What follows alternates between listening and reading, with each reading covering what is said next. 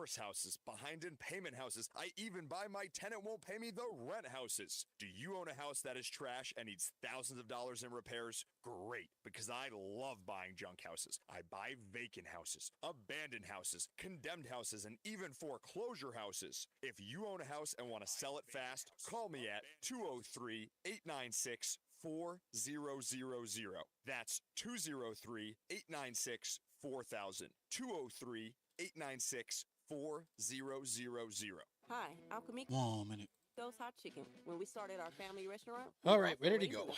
But let me tell you, it wasn't easy. Our Chase Ink card was there to reward us on all of our business needs. Now we have a thriving location, and we're hungry for more. With the Chase Ink Business Unlimited card, you can earn unlimited 1.5% cash back on every purchase, so your business can go from here to possible.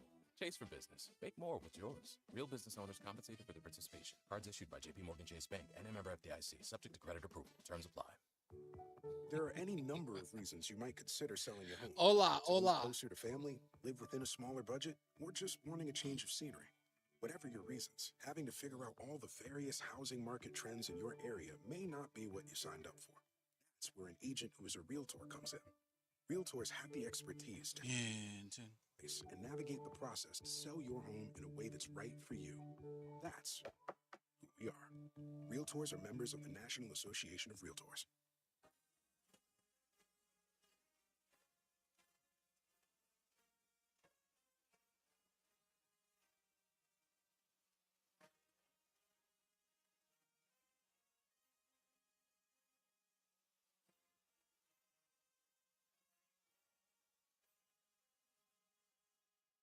You're listening to Reese on the Radio, filling in today for Todd Feinberg on WTIC News Talk 1080. What's wrong with being an angry prophet denouncing the hypocrisies of our times? Do you want to be an angry prophet denouncing the hypocrisies of our times? Yeah, I think I'd like to be an angry prophet denouncing the hypocrisies of our times. Then grab it.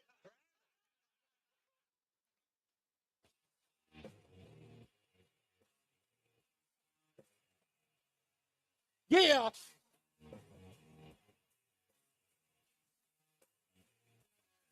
What's going on, all you folks out there? Connecticut and beyond the globe. It's none other than Reese on the Radio on News Talk 1080 WTIC. Telephone number 860-522-WTIC, 860-522-9842. If you wish to watch the show, go to reaseonradio.com. You can watch it there live and get into the chat room with all of the scallywags and everyone else who are commenting on the show. We are here till 6 o'clock Eastern, excuse me, 3 p.m. on the West Coast. Don't forget, today we are going to have the 5 o'clock focus. The only difference is that after 4 o'clock, folks, after 4 o'clock, you'll have to switch to WTIC.com. It's WTIC.com. On the that's right, forgot. The Odyssey app. That's right. Go to the Odyssey app. That's the most important thing. Download the Odyssey app if you haven't done it already. Get with the program. Download the Odyssey app so you can listen to the show there. We're still taking your phone calls if you're listening live. 860-522-WTIC, 860-522-9842. And like I said, go to reaseonradio.com if you want to opine in the chat room. Plenty of news and plenty of views to get into. Breaking news, and I mean breaking news. Donald Trump ain't taking no mess. I say again, Donald Trump ain't taking no mess.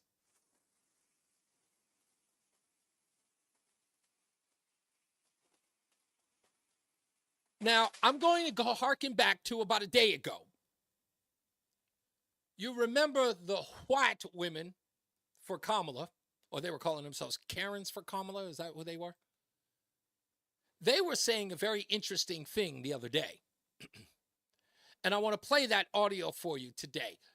These white women for Kamala Harris were telling white people that they should not correct BIPOC people, Black, Indigenous people of color. It went a little something like this. As white women, we need to use our privilege to make positive changes. If you find yourself talking over or speaking for BIPOC individuals, or God forbid, correcting them, just take a beat. And instead, we can put our listening ears on. So in essence, this means that black people under any circumstances must not be corrected, challenged, or anything. If somebody who's a black, indigenous person of color says something to you, take a beat and put your listening ears on. Take your verbal slashing. That's what was being told, right? Now, I don't know any other place in the world where that would be allowed, that we have to be told that people of color can behave in any fashion they can because, of course, they are marginalized. To me, this sounds like they're children, and they need to be heard and understood. And we must carve out special privileges for them. I say no way. Hell no. Hell no. How demeaning and disrespectful is that?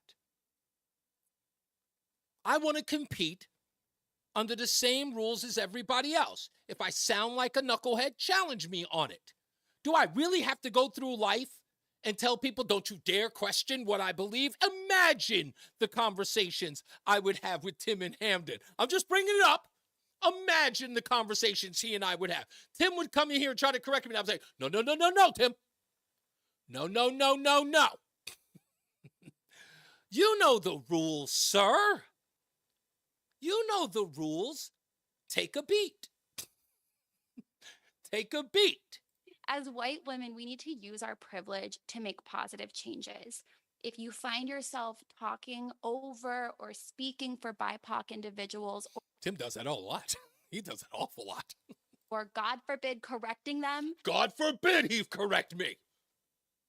Just take a beat. And instead, we can put our listening ears on. Tim, put your listening ears on. You hear this black man talking? Okay, I'm sorry. I'm just, Tim, you know I'm kidding.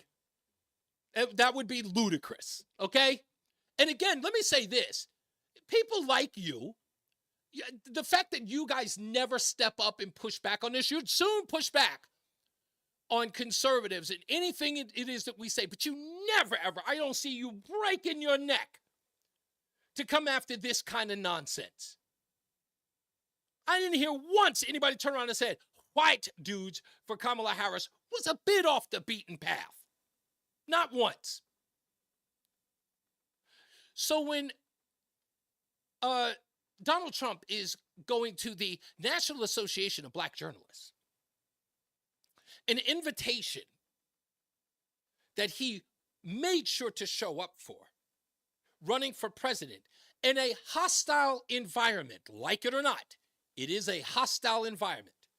A man who's been called everything under the sun still showed up there where he knew he was going to face every mean-spirited, evil commentary that a man could be completely disrespected. And if Kamala Harris had dared to show up, we'll get to that in a minute, the amount of bootlicking would have happened would be a contrast that clearly everyone should take it would be a clinic of bias, unseen. So Donald Trump showed up and he said, listen, I'm going to let you ask your question, but you're going to have to suffer the consequences of said rudeness. Here's how that went. I want to start by addressing the elephant in the room, sir. A lot of people did not think it was appropriate for you to be here today. You have pushed false claims about some of your rivals, from Nikki Haley to former President Barack Obama, saying that they were not born in the United States, which is not true. You have told 4 congresswomen of color who were American citizens to go back to where they came from. You have used words like animal and rabbit to describe black district attorneys. You've attacked black journalists, calling them a loser, saying the questions that they ask are, quote, stupid and racist. I call that equal opportunity. You've had dinner with a white supremacist at your Mar-a-Lago resort. So my question, sir, now that you are asking black supporters to vote for you, Why should black voters trust you after you have used language like that? Well, first of all, I don't think I've ever been asked a question in such a horrible manner. First question. You don't even say, hello, how are you? Are you with ABC? Because I think they're a fake news network, a terrible network. In your face. So again, listen to me. A lot of people, I know what you're saying. Oh, come on, Trump. You got to be careful, man. They're baiting you. They're baiting you. Trust me when I tell you, folks, people are tired of this idea that you are not supposed to push back on that type of vitriol, that you're supposed to just stay there and take your licks. Those days are over, I'm afraid.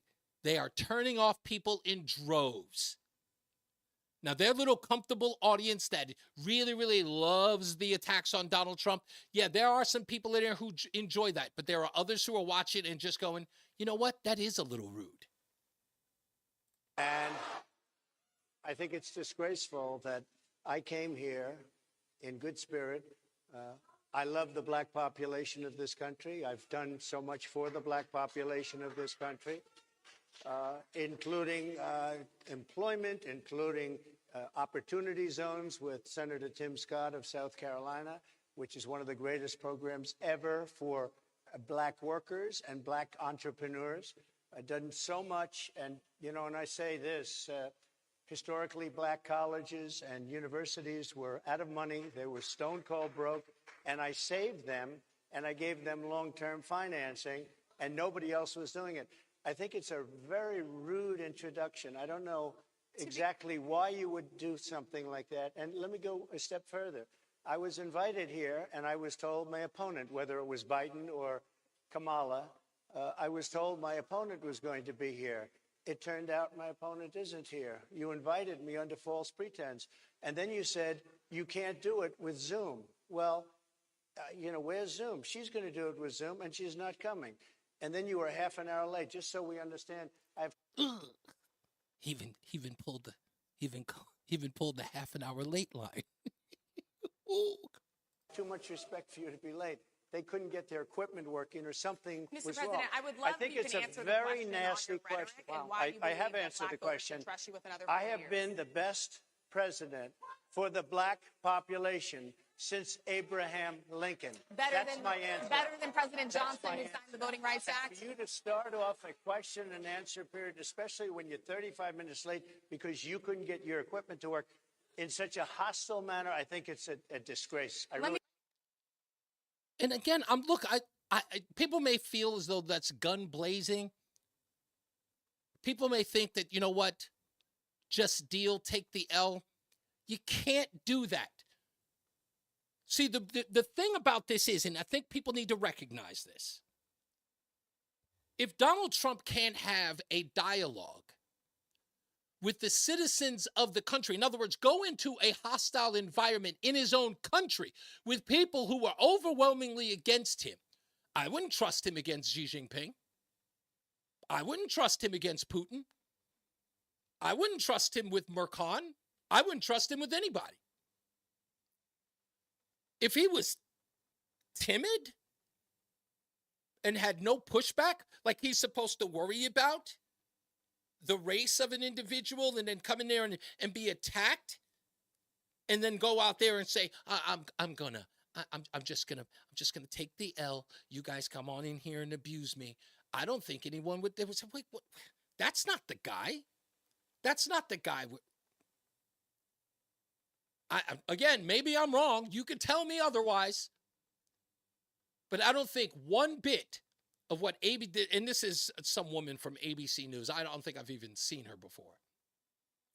Her objective was to go in there and air her grievance. Yeah, I'm using it. Air her grievance on Donald Trump.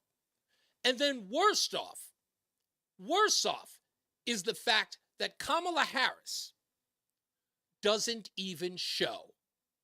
Doesn't show up. Doesn't think she has to. No one's making a big deal out of it.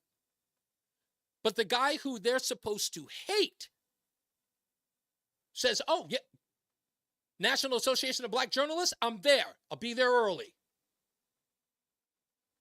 and he shows up. The other candidate, right, the shoo-in, the one everybody's going to rally behind, doesn't have the time. Doesn't have the time.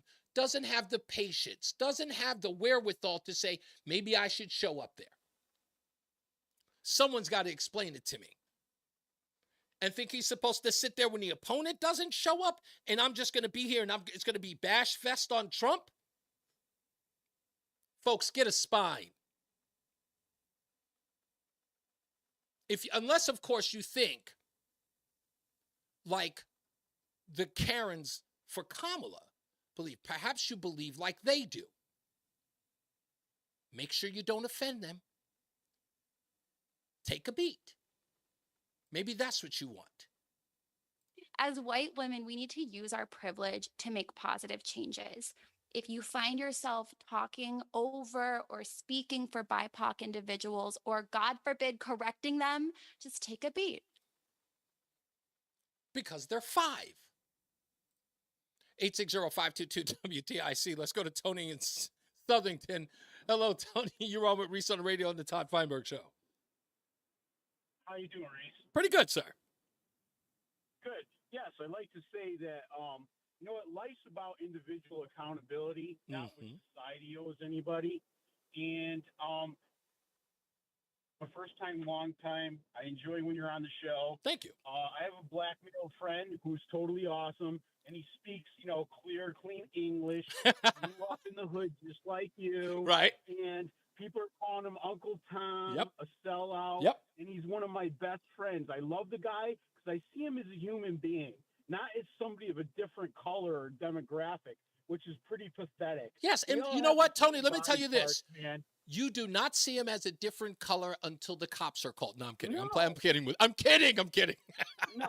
Yeah, no, not at all. Not at all. Right. He's one of my best friends. And, I've also worked with the ones that are racist, that are black and racist against white people. Sure. You know what? In life, there's good and bad in every kind. We're never going to completely eliminate it. And I'll say that much because as a white person myself, I could see what you may have gone through, at times. And I think that is like egregious and just stupidity and ignorance. Oh, no. Let me tell you this, Tony. Listen. Yeah. If there's one thing, and this is a saying that I'm trying to make popular, but my wife says, no, I don't think it will ever become popular, but I'll say it anyway. Racism is like herpes. Now and again, it has flare-ups, but it'll never go away. Right. So what are we going to do? Lose sleep over it? Yeah. Or improve our own individuals' lives? Exactly. Life is not what society is going to do for special groups. It's what the individual makes of it. I'll give you an example. I'm a tool and die maker, blue-collar worker. I'm 51 years old, and you know what? I'm never going to make millions of dollars like some professional sports players, actresses, and actors that happen to be black or Hispanic. Yeah. And good for them. You know what I'm saying? Yeah. So really, how could you say that we're on different playing fields?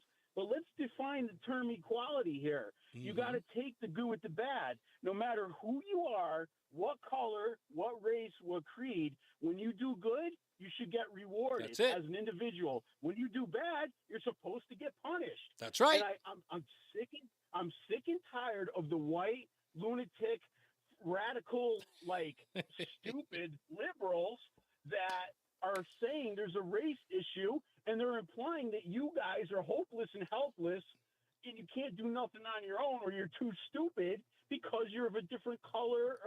But you know what? That's weirdly enough, Tony. That's the power dynamic that no one wants to address. I said this. Right, no one's saying that. The power dynamic and that's the sort of like the switcheroo. It's the shell game, right? You pretend that you're assuaging your white guilt by saying that blacks are inferior, but you don't say they are inferior. Right. You say that you have to treat them differently. I'm not calling you inferior. Right. I'm saying I have to treat you differently. And I think that's the weird part about this relationship. I'll go one step further. I remember having a discussion with somebody who supported Black Lives Matter many, many moons ago. And I said to them that Black Lives Matter is the essence of white supremacy. And the black guy looked at me and said, how? And I said, because the person you're asking to say Black Lives Matter is white. You're not saying it to yourself. Black people are not affirming it themselves. They need white people to say that Black lives matter, and that's the power dynamic. It means that your life only matters if white people affirm it. Absolutely, because me, as a 51-year-old person, I have many jobs that I've hung on to and lost and have gotten fired from. And just because I'm white didn't make me get the next job any easier. It took effort and sacrifice. I hear that. It takes effort, sacrifice, and get rid of the laziness. The world is an open book of opportunities. It's not my fault if you don't take advantage of what's given to you. Hey, you look, know? when I remember my grandmother said it takes you have to work 10 times harder than your white counterparts to get a job. And she looked at me and she said, so work 10 times harder. No excuses. I went, okay, that's all I needed to hear. Right. She said, she goes, this is what the playing field is. Do it. This is not, give up because it's harder to do. Do it. My grandfather said that too. If it's harder for you to get something, work harder to get it. You either want it or you want to give up. That's the choice. Exactly, bro. Yeah. Thank you, Tony. On point. Thank you, sir. One more quick thing. Yes. One more quick thing, if I could get it in. Morgan Freeman's one of my best actors, favorite actors, like Shawshank Redemption and all the others he's been in. He said countless times that people want to search it on the internet. You know how you end racism? Stop talking about it. Says it to Mike Wallace on 60 Minutes. Polarized. Said it to Mike Wallace on 60 Minutes. Never forget it. Let's love everybody. Let's love everybody on individual basis. When I have anger and disagreement, it might be with a white, it might be with a Hispanic, and it might be with a black. Doesn't mean I'm racist. There you go. I want to leave you with that thought. Thank you, sir. Much appreciate the call. Thank you for calling in. We're going to take a break. We'll come back with any other news that comes on this National Association of Black Journalism. The clips are coming in just after because it was happening live right before we went on the air. So as they come in, I will play them for you. But we got plenty of news, plenty of views. Don't forget, you have to go to the Odyssey app or WTIC.com. After 4 o'clock, the Red Sox, of course, are playing. But if you want to, check out the show, you can go there, and we'll do that in a little bit. So I'm Reese on the Radio, filling in for Todd Feinberg. NewsTalk 1080 WTIC. Financial Group is not a law firm. Are you a victim of the timeshare trap and think there's no way out? I'm Chuck McDowell, founder of Wesley Financial Group, the original timeshare cancellation expert. And I'm here to tell you that there is a way out. All you need to do is give my office a call. I will send you a timeshare exit information kit absolutely free, explaining how the timeshare industry works and your options for cancellation. Call Wesley now for your free info kit. 800-790-1400. 800-790-1400. As a roofer, I'm always on the go. So I need to be able to get things done from anywhere. That's why I partnered with Beacon. With their unique Beacon Pro Plus app, I've got the brands I depend on, like GAF, right at my fingertips 24/7. I rely on Beacon because I never stop building, and neither do they. Now through September 15th, purchase GAF through Beacon Pro Plus and earn up to $1,500. Go to BECN.com or download the Beacon Pro Plus app today. Beacon. Always building. Men, low testosterone causes a host of problems. These include a low sex drive, bad sleep patterns, unproductive workouts, decreased energy, brain fog, and more. But many men just attribute these symptoms to aging and don't consider that there are medical treatments that can give them back their vigor and vibrancy. This is Dale for Northeast Men's Health. And if you're feeling like I just described, it's time for you to treat that low T and change your life. At Northeast Men's Health, we're experts in treating low testosterone and other men's sexual health conditions. We've successfully treated thousands of men for low T and have seen the amazing difference that those treatments can make in a man's life. If you're feeling like the vast majority of men who are low T, within just a few weeks, you'll feel your energy return. That brain fog will go away. Your sleep will improve, as will your workouts, and your sex drive will be significantly enhanced as well. So make an appointment and make a true life change. Your initial visit is only $100.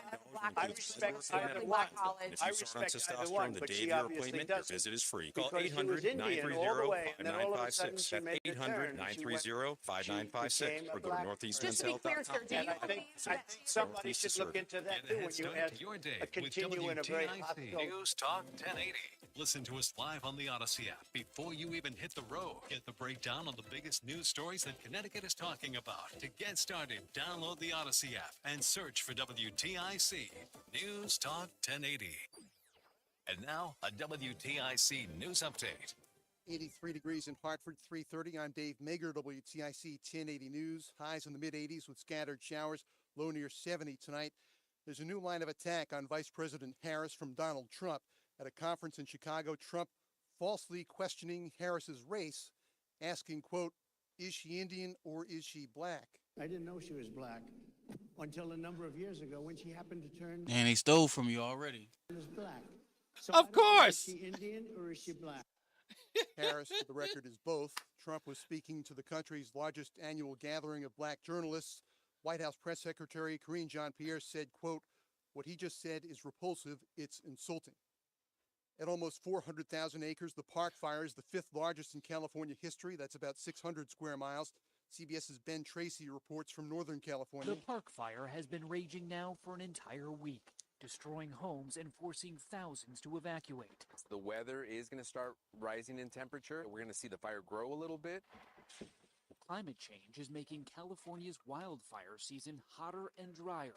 In the western U.S. and Canada, extreme fire events have increased from 6 in 2003 to 67 in 2023. Officials cite near record levels of dryness. The Park Fire has destroyed about 360 buildings. It started when a burning car was pushed into a gully. One man is under arrest.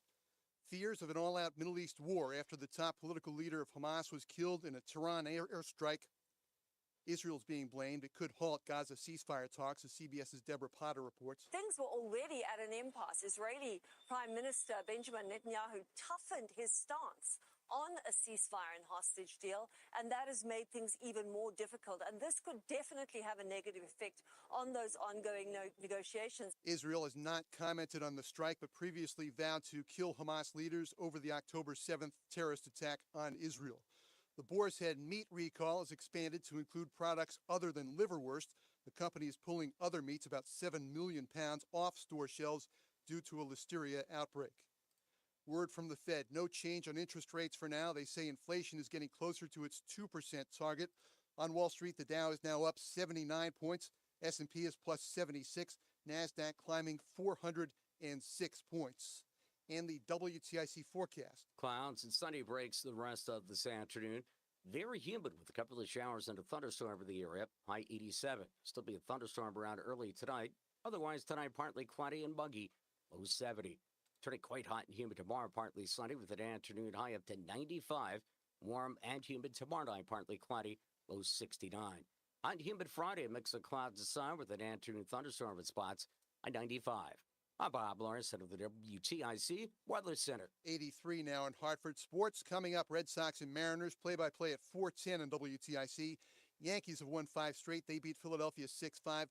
Minnesota leads the Mets 7-2 in the 8th. The Yard Goats at Reading tonight. Olympics, women's soccer. The U.S. beats Australia 2-1 the final. Men's basketball second quarter. USA 33, South Sudan 17. For more, check out WTIC.com. I'm Dave Mager. WTIC 1080 News. Remember, for all station contest rules, go to WTIC.com/rules. Did you know that 9 out of 10 customers would recommend AAA insurance to a friend? 9 out of 10? 9 out of 10 people don't even love their birthday. Yeah, their own birthday. The one occasion where eating cake at any time of day is not only accepted, it's actively encouraged. Wait, does that mean people like us more than cake? Legendary service and superior coverage from AAA Insurance. Something 9 out of 10 of our customers would recommend. Find out why at AAA.com/insurance and get a quote. Based on a 2023 customer survey. Insurance provided by CSAA Insurance Exchange. Summer is here, which means pool days, beach trips, and yeah, you guessed it, traffic jams. Oh yeah, and heat waves. Don't let summer catch you. He could become the first Indian senator in U.S. history, which would be quite an accomplishment. Not quite. And Certainly, he could become the first. Alerts on breaking stories sent directly to your phone. Listen today on the free Odyssey app. That's AUDACY. Computer Talk is now commercial free. That means more time for tech talk and more time for your calls. You heard right. Computer Talk with Tab is now commercial free, powered by GoNet Speed, bringing you News department's not going to like me after Visit this. GoNetspeed.com for pricing and availability. Tune in. Why? To 11. Being injured You didn't hear it? can leave you feeling vulnerable. No. Lost. You need Certainly, he could become the first Indian senator in U.S. history, which would be quite an accomplishment. Not quite. Brown, Payne, Dearest, and Scott, our team of personally lawyers have over 100 years of combined experience and will treat you with respect and dignity. If you've been injured, BPS lawyers are here to help. At BPS Lawyers, you get more than a lawyer. You get a law firm. Visit us at bpslawyers.com. Bruce Newman is responsible for the content of this ad. Hi, I'm Kamiko, the founder of Miko's Hot Chicken. When we started our family restaurant, we were also raising a family. But let me tell you, it wasn't easy. Our Chase Ink card was there to reward us on all of our business needs. Now we have a thriving location, and we're hungry for more. With Chase Ink Business Unlimited card, you can earn unlimited 1.5% cash back on every purchase, so your business can go from here to possible. Chase for business. Make more with yours. Real business owners compensated for their participation. Cards issued by JPMorgan Chase Bank and a member FDIC, subject to credit approval. Terms apply. There are any number of reasons you might consider selling your home. To move closer to family, live within a smaller budget, or just wanting a change of scenery. Whatever your reasons, having to figure out all the various housing market trends in your area may not be what you signed up for. That's where an agent who is a realtor comes in. Realtors have the expertise to help you find the right price and navigate the process to sell your home in a way that's right for you. That's who we are. Realtors are members of the National Association of Realtors.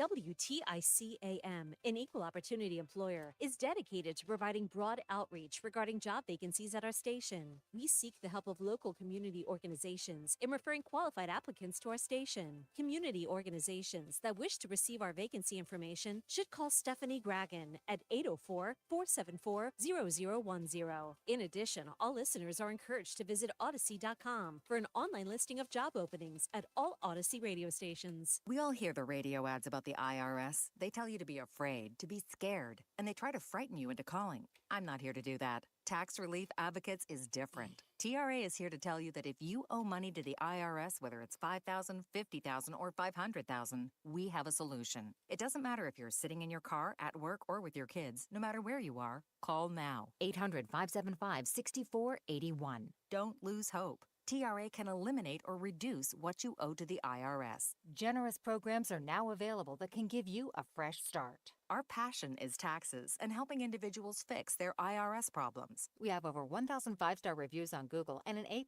with the Better Business Bureau. You don't need to be afraid of the IRS any longer. End your tax nightmare today by visiting us online at TRA.com or call 800-575-6481. That's 800-575-6481. Tax Relief Advocates. Real solutions for real people. I don't like onions. Oh, man.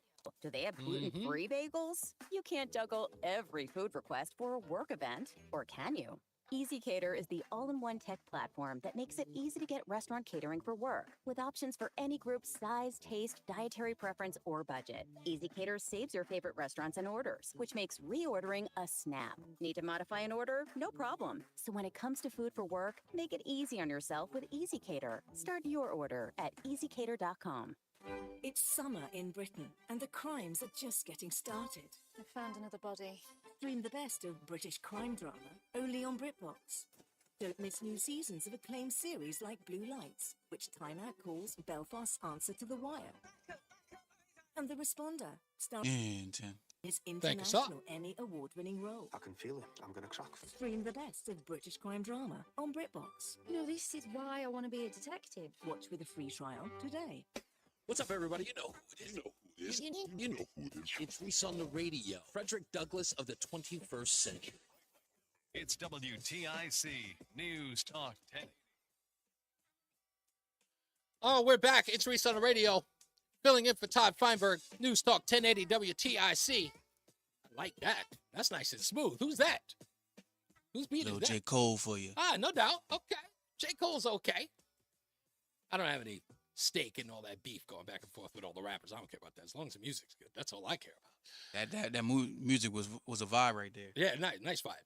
860-522-WTIC, 860-522-9842. Before I get to the phone calls, news department, please do not be upset with me. This is not about you.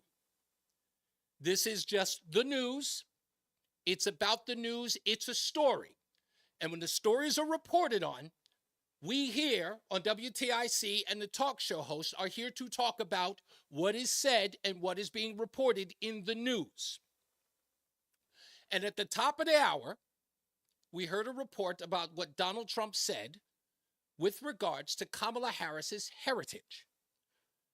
Now, Donald Trump says he knows Kamala Harris. In fact, it has been widely reported that Donald Trump even endorsed Kamala Harris. I think he gave her a check for some $9,000.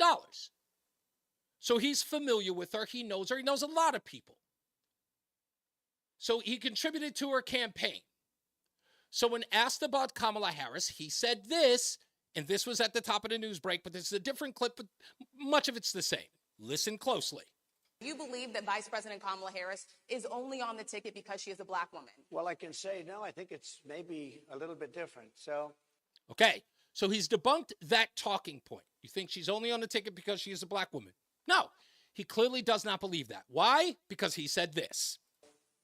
I've known her a long time indirectly, not okay, directly, very much, and she was always of Indian heritage, and she was only promoting Indian heritage. I didn't know she was black. Now, is that false? It's being reported that that is not true. I want to play it one more time. I don't want anybody to think, again, this is just the news. But facts are important. I just want to make sure that we get to the facts. I've known her a long time indirectly, not directly, very much. And she was always of Indian heritage, and she was only promoting Indian heritage. I didn't know she was black. Now, again, he didn't know she was black. Where does it stem from? And as I always say, you always go to the source. Where does it stem from? How about Kamala Harris? 2016, running for the Senate, a reporter talking to her says this, and listen to her response for yourself. Where would Donald Trump ever get an idea like this? From her. Certainly, you could become the first Indian senator in U.S. history, which would be quite an accomplishment. Knock wood. Certainly. Knock wood. No correction. No, oh, I'm Indian and black. And I've already reported yesterday that her Wikipedia page was changed some 480 times. 480 times in 2020. So again, Donald Trump isn't saying anything other than what he knows. He believed. That's what he saw.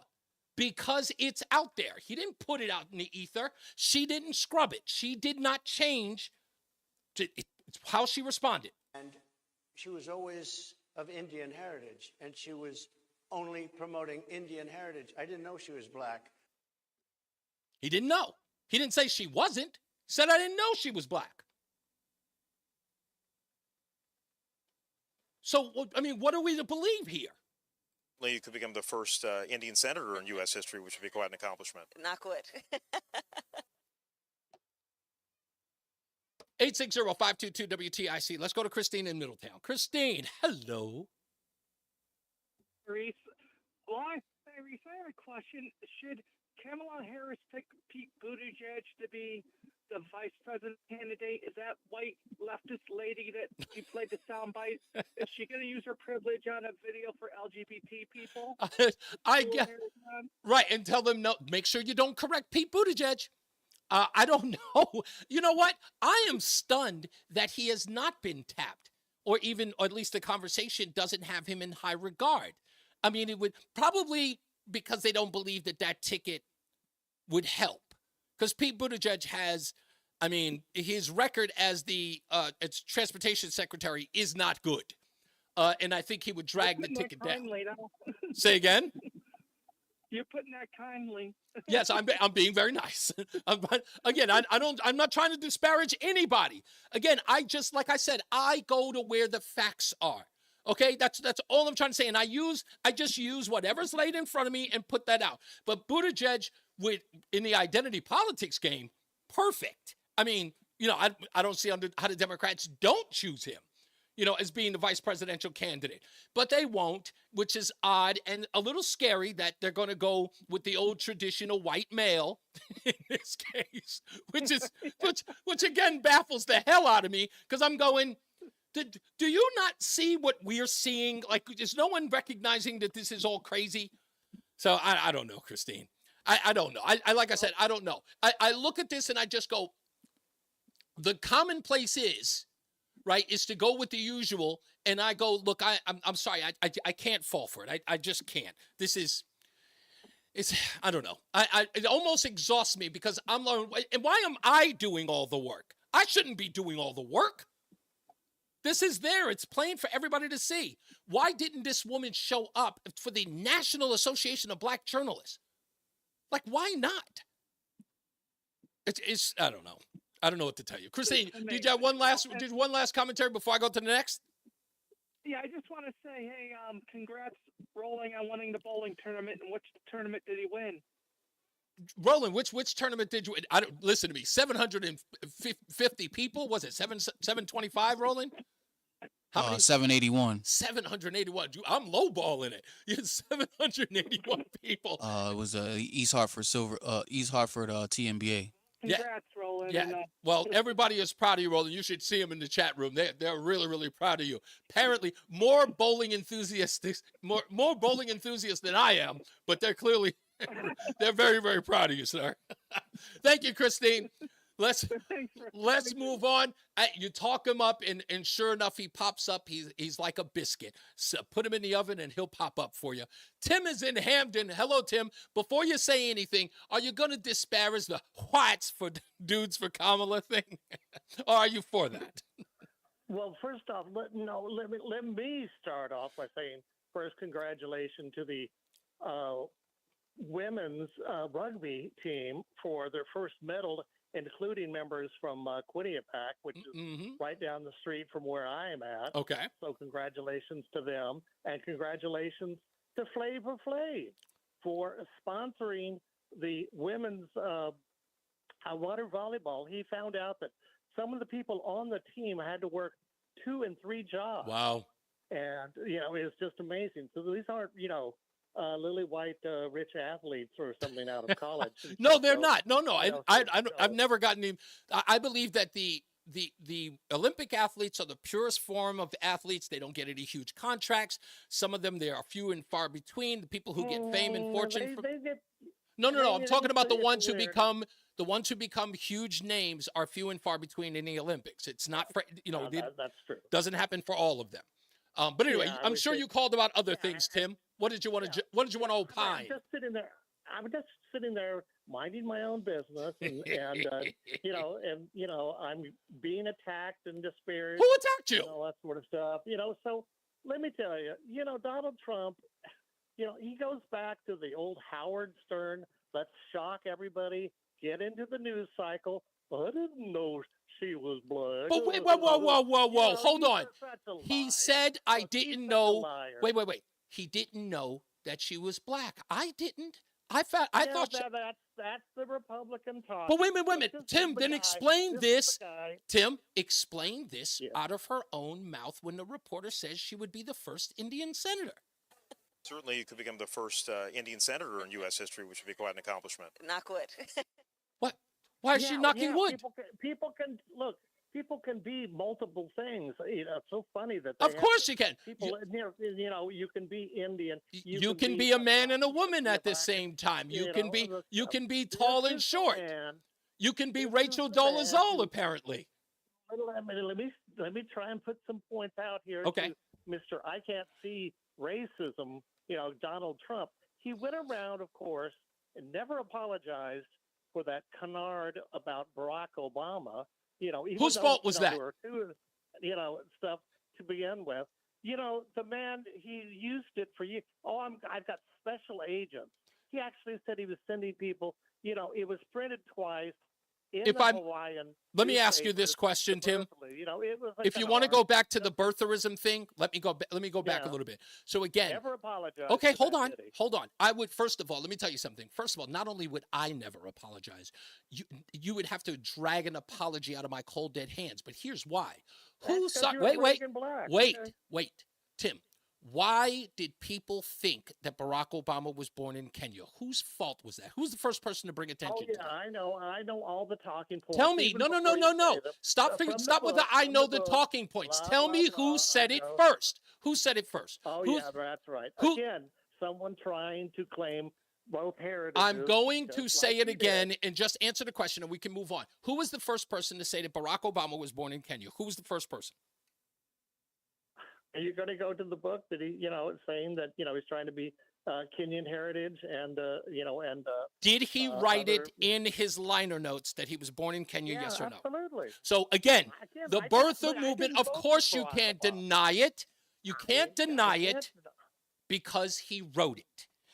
Barack Obama is responsible. Wait, the canard that you mentioned is of no fault of the people who brought it up. And who brought it up after Barack Obama wrote it in his book? Who's the next person to bring up that he wasn't from the United States? Who was the next person? Was it Donald Trump?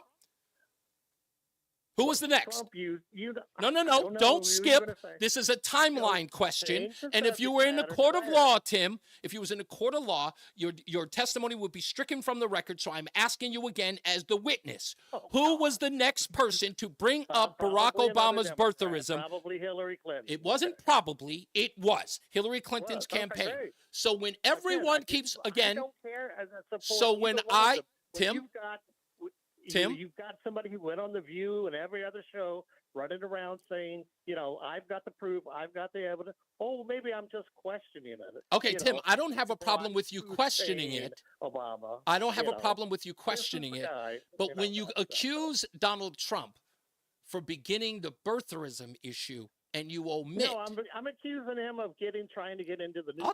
I'll tell you what you're doing. You're doing what every news outlet is doing right now. Your memory. Keep doing this. Can I finish, Tim? Can I finish my sentence? You're doing what the news media has been doing for Kamala Harris over the past week. Your memory holding the facts, and you know that, and that's the reason why you have to admit that Barack Obama started the birtherism. He is solely responsible for any claims that he was of Muslim descent, that he was born in Kenya. He started that. That belongs to no one else. So But because the left. Zero left. Because the left. I was wrong. I apologize. Because the left. Because he's Donald Trump. Because the left is allergic. Let him off the hook. Because the left is allergic to reason and accountability. It's Donald Trump's fault in 2016, but it's not 2012, I should say. It's not his fault in 2008 and 2007. So this is. It's Donald Trump's fault in 2000. Of course it is. When he talked. Wait, can I finish? Can I start? When you start using, the blood of America is being poisoned. It is. From people from Africa. He didn't say that. Those are directly Hitler words, okay? He did it. He knows he can go up to that edge. It's Howard Stern's shock jockism. He's not a serious candidate. Okay. He doesn't have that. He stops things like the border thing from being I solved. must be in a time machine. I'm almost positive I heard this same rhetoric in 2015 and 2016. He's not a serious candidate. He doesn't want to win, and he's some sort of shock jock interested in his own promotion. I think I've heard this before. Is this regurgitated rhetoric? Is this rinse and repeat? Really? We can't do any better than this? This is the reason why the education system in this country sucks. The entire Democrat Party is reading from old books. No one has updated the rhetoric over on the left. No one's learning anything. Is that what's happening? Is that the reason why the kids are failing at every level? Is that why? I'd love to understand why, because this makes no sense. The guy's got some dead to rights knowing that Barack Obama's responsible for this birtherism thing. It's out of his own mouth, out of his own liner notes.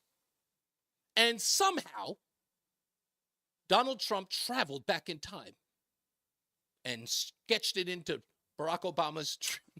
We got to go. Oh, man, we got to take a break. Get commercials in. We ain't taking 350. You got it. All right, we'll get out of here. We'll come back. Everybody, go over to the Odyssey app or WTIC.com, but more or less so, go to the Odyssey app. We got more news and more views when we return. It's Reese on the Radio on NewsTalk 1080 WTIC. Does your job require you to be on your feet all day? Teachers, postal carriers, salespeople, and restaurant staff. Many of us need our feet to get us through the day. Hi, this is Mike with the Good Feet Store, and I'd like you to hear from Donna. She's a nurse and a real customer of the Good Feet Store who wanted to share her story. Oh, I have to tell you, I have struggled with pain in my feet. I was diagnosed with plantar fasciitis. With the 3-step program, it really fits to your lifestyle. I work in a hospital. I'm a registered nurse, so being on my feet, walking throughout the hospital during the day, I am free from any type of pain. And after working a 12-hour shift, I go home and my feet do not hurt. Whether you're a nurse or anyone wanting to enjoy work without your feet getting in the way, come see us at the Good Feet store. Learn more at goodfeet.com. We're located in Avon at 25 Climax Road across from Whole Foods. Good Feet Arch supports are HSA and FSA eligible. The memory bank of Reese on the Radio is none other than our good friend Gene Pinkham, man. Miss you, buddy. Not prepared. That's why AARP created thisispretirement.org. Because unless you've already retired, you're in pretirement and you still have time to plan. Learn about retirement savings options, potential tax breaks, and how you can build savings over time. Visit thisispretirement.org for free resources to help you customize your action plan and feel the retirement fear disappear. Brought to you by AARP and the Ad Council. Do you feel like you're going through life clouded by doubt? Talk to California Psychics. Our trusted and accurate psychics are available 24/7, and we guarantee if it's not life-changing, it's free. Download the app or connect with us at californiapsychics.com. Right now, new customers get 80% off their first reading. Experience the joy of certainty. California Psychics. Philo's got a work. Hey, right after this commercial, just swing it to Mark. Sign up today and start watching all the networks you love, like A&E, MTV, Discovery, Lifetime, Hallmark Channel, and so much more. Featuring current seasons of all the best drama, true crime, reality, and family-friendly shows you can't afford to miss. And with up to 3 streams at once, you'll never have to fight about what to watch. Get started today and unlock our library of over 75,000 movies and shows, and save all your favorites with the unlimited DVR so you can rewatch them anytime, anywhere for up to a year. Philo now includes access to AMC Plus. You can discover your next obsession from its collection of hit originals like Mad Men, The Walking Dead, Killing Eve, Orphan Black, and tons of blockbuster movies. There are no commitments and no hassles. For just $28 a month, 10 seconds. Can you just swing it to Mark? So what are you waiting for? Oh, okay. Right after this, it's just I'm going right to Mark. Okay. Start your 7-day free trial. That's philo.tv. All right, let's get to the BPS Traffic Center with our good friend Mark Christopher. How them roads, sir? Well, we got a couple issues out here. Thank you very much, Reese. If you are traveling on the north Thank you, sir. side of I-91 in Middletown, you're going to see a rollover accident there. And only getting by on the right shoulder, that is northbound at the Middletown rest area. So right now, only getting by on the right shoulder. And if you are traveling northbound 91, you're going to see delay 16 up to the accident scene. After that, you're moving well into downtown Hartford. Southbound side of 91 slowing 33 down to 32 A and B. Westbound 84 slows on the Bulkley Bridge into the tunnel. 84 eastbound just losing some speed as you move by 46 into the tunnel. 291 through 84 looking good. 2 eastbounds looking very good. Glastonbury into East Hartford. If you are traveling into Middletown, 9 northbound a little tight as you approach the Aragoni Bridge. Now 9 northbound, we have a police activity up by exit 37. That's a 72 west exit. The left lane is blocked there. If you're heading in toward Waterbury right now, 84 eastbound slowing by exit 18. Traveling into Danbury, 84 eastbound, some slow traffic 3 to 5 on the eastbound side of I-84. And 95 southbound New Haven slows by exit 44 in New Haven. Traffic and weather together on the 8's WTIC News Talk 1080. WTIC weather. Weather disturbance slowly moving across the New England states is triggering some showers and thunderstorms. Will stay very humid here the rest of today with a couple of showers and thunderstorms in the area. In fact, any shower or storm can bring a downpour. Today's high temperature in the mid and upper 80s, but cooler while it's actually raining. There'll still be a thunderstorm or two around this evening, then partly cloudy for the overnight hours, muggy with the low of 70. With more of the way of sun tomorrow and less of the way of showers and storms, it'll begin to heat up. It'll stay humid up to near 95 for a high tomorrow afternoon. Staying warm and humid tomorrow night, partly cloudy with the low of 69. Again, hot and humid on Friday, mix of clouds and sun. For the most part, rain-free. A straight thunderstorm cannot be ruled out Friday afternoon. Once again, 95. Very humid this weekend. Intervals of clouds and sunshine Saturday. Pretty good chance for a couple of thunderstorms Saturday afternoon, high 89. We expect some more showers and thunderstorms on Sunday, high 86. I'm Bob Larson of the WTIC Weather Center.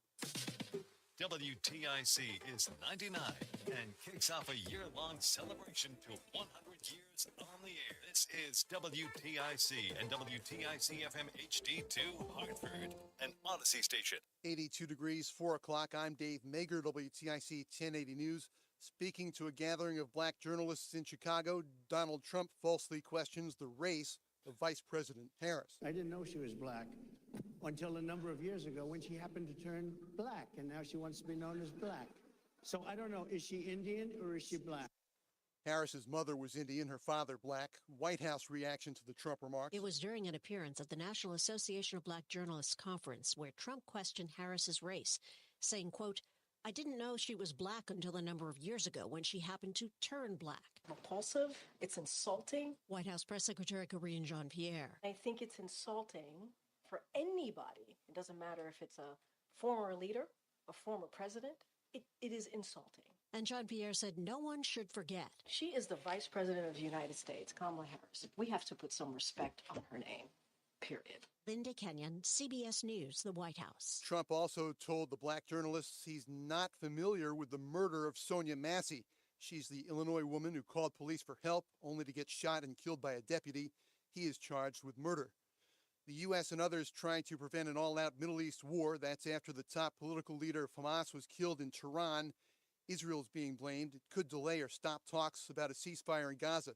CBS's Ian Lee reports Iran is especially sensitive about a high-profile assassination in their territory. Tehran will feel the pressure to respond to save face, and we could see retaliation in a number of ways, from targeting Israeli interests around the world to attacking Israel itself. And last April, Iran unleashed a barrage of more than 300 drones and missiles toward Israel. They say this was in retaliation to an Israeli airstrike hitting an Iranian consulate in Damascus that killed 13 people. So we... All right, let me change all this stuff over to the other. One man is under arrest in a fatal Hartford shooting from last night. Police responded to Garden Street just after 7 p.m. on a report of gunshots. That's where they found 43-year-old Randy Gunn with fatal wounds. They say a verbal argument took place between the suspect, 53-year-old Arnold Marcus, and the victim. Lieutenant Aaron Boisvert cites a trend. Especially lately, is personal disputes that get out of control. And my message is the same. This is not a we should have been here. This is not a someone should have known about this. This is a loud personal dispute. Call us before it gets out of hand. Audio from WFSB. Marcus is charged with murder.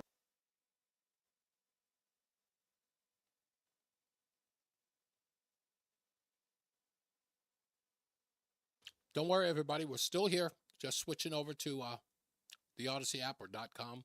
Stand by.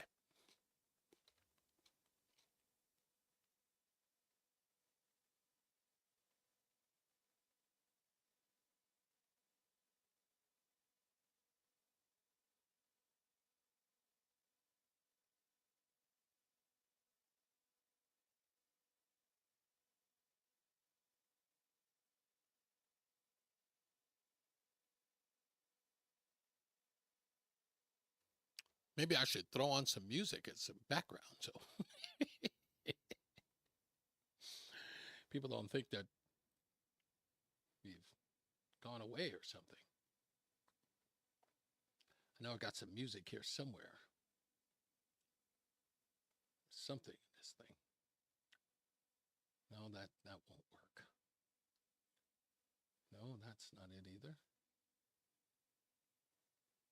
I know I've got some.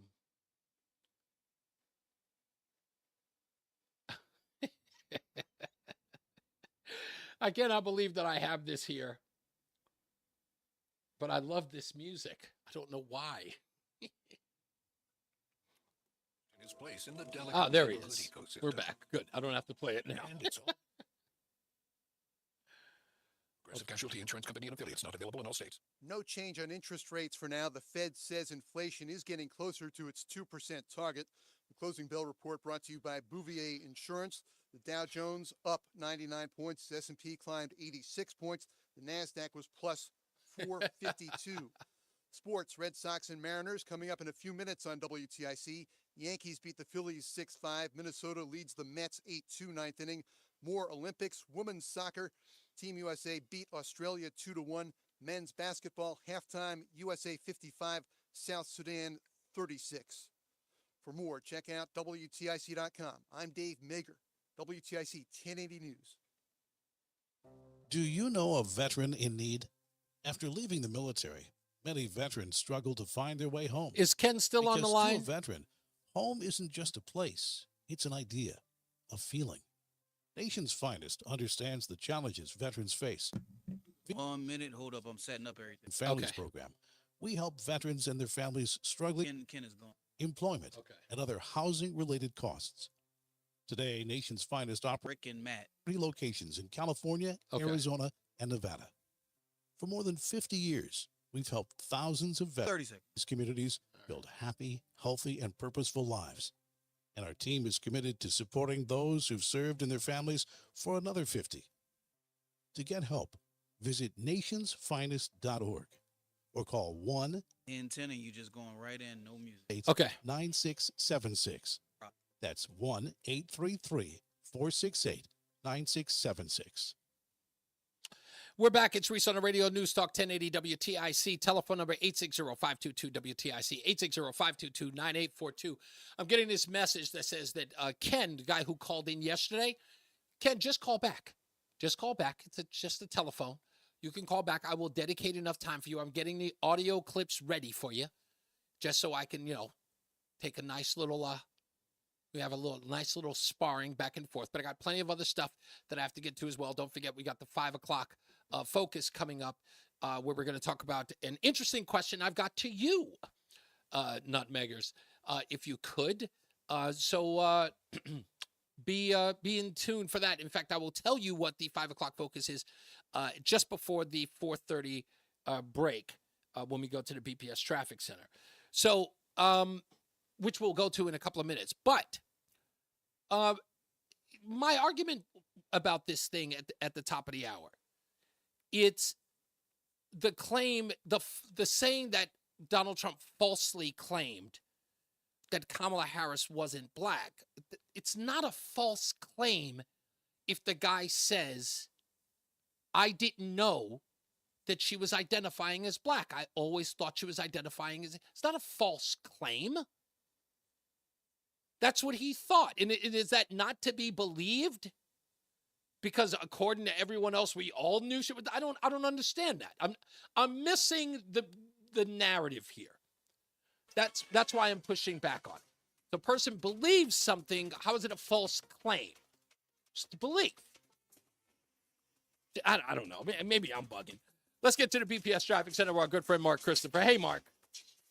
Hey, Reese, thank you very much. Good afternoon to you and good afternoon, everyone. Well, we are seeing delays now, very heavy delays on the northbound side of I-91 as you move from Meriden, Wallingford, right up into Middletown right now. 91 northbound at the Middletown rest area, rollover vehicle there. You're only getting by on the right shoulder, so delays all the way back to exit 15 in Wallingford behind that. Now, once you get around that, you got an easy ride up into Hartford, up into Windsor. Southbound 91 delays 33 down to 32 A and B. Westbound 84 slowing East Hartford, approaching the Bulkley Bridge into the tunnel. 84 eastbound, you'll see some slow traffic now. 48 Capitol Avenue down to the Bulkley. 291 through 84 okay. East of the river. 2 eastbound moving well. Glastonbury into Marlboro.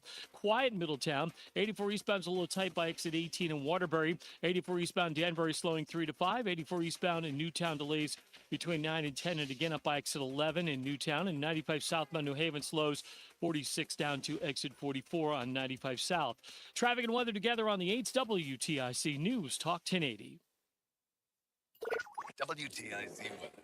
Very humid the rest of this afternoon. Clouds and a few sunny breaks. Couple of showers and thunderstorms in the area. High temperature 87. There'll still be around as we start this evening.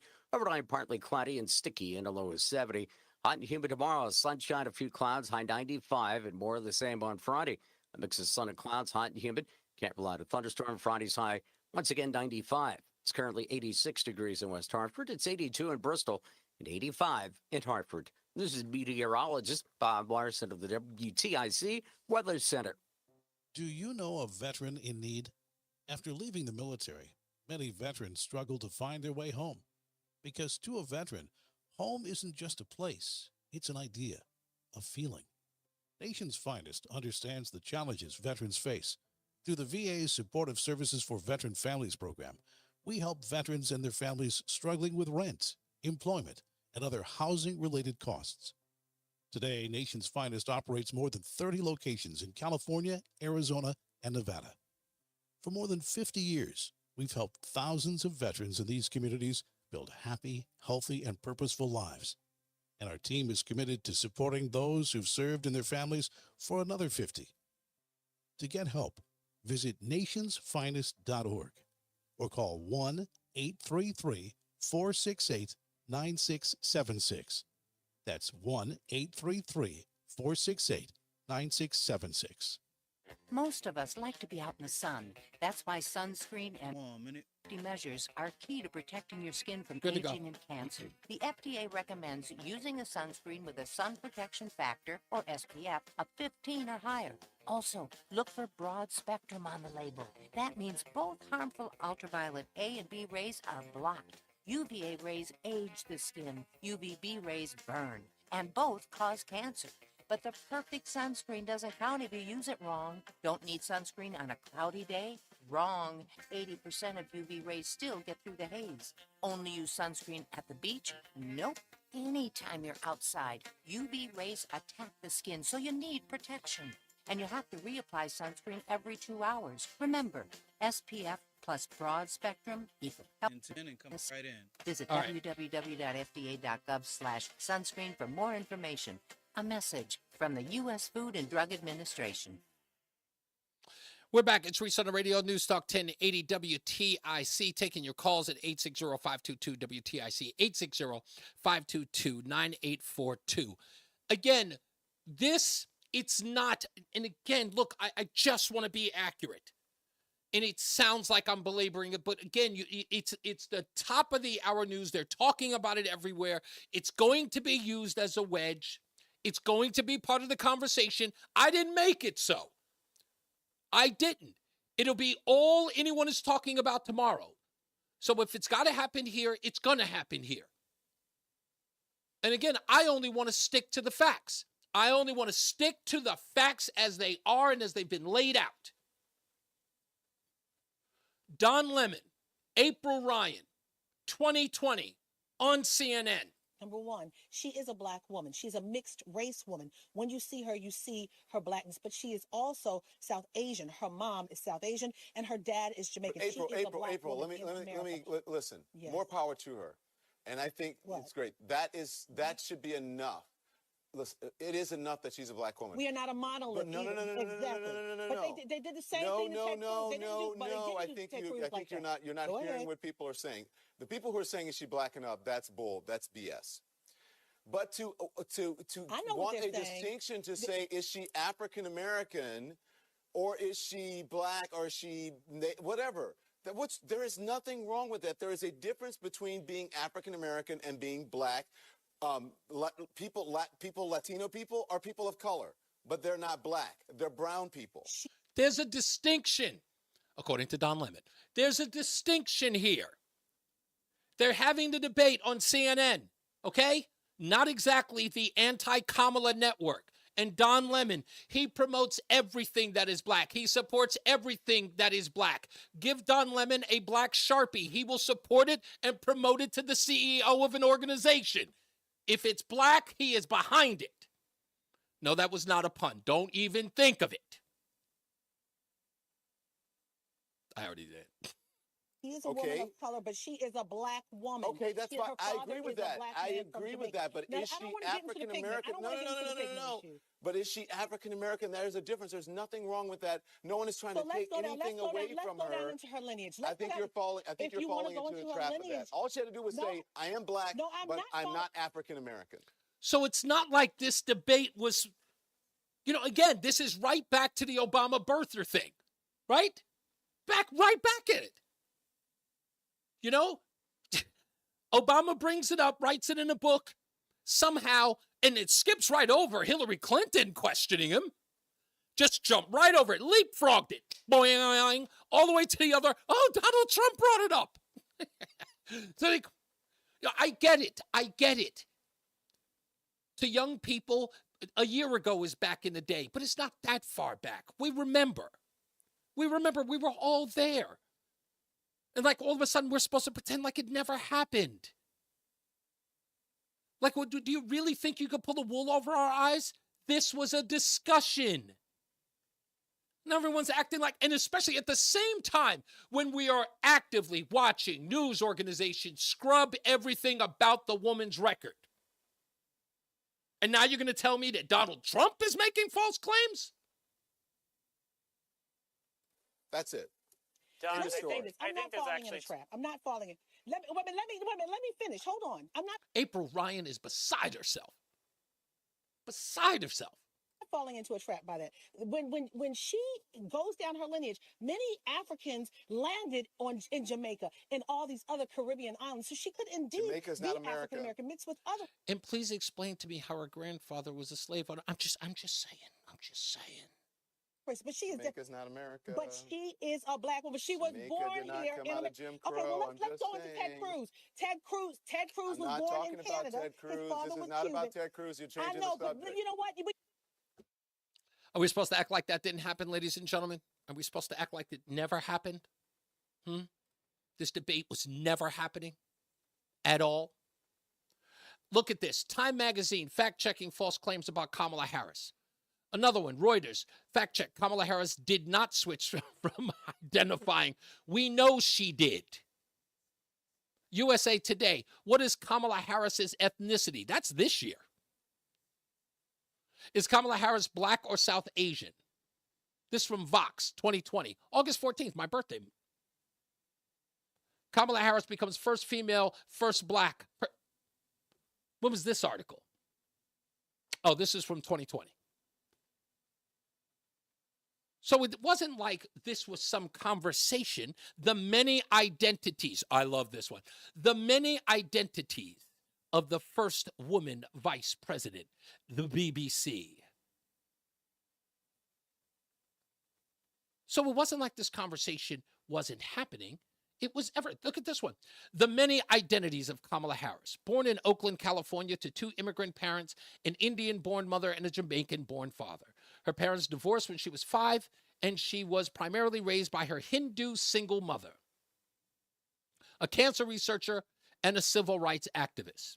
She grew up engaged with her Indian heritage, joining her mother on visits to India. Okay.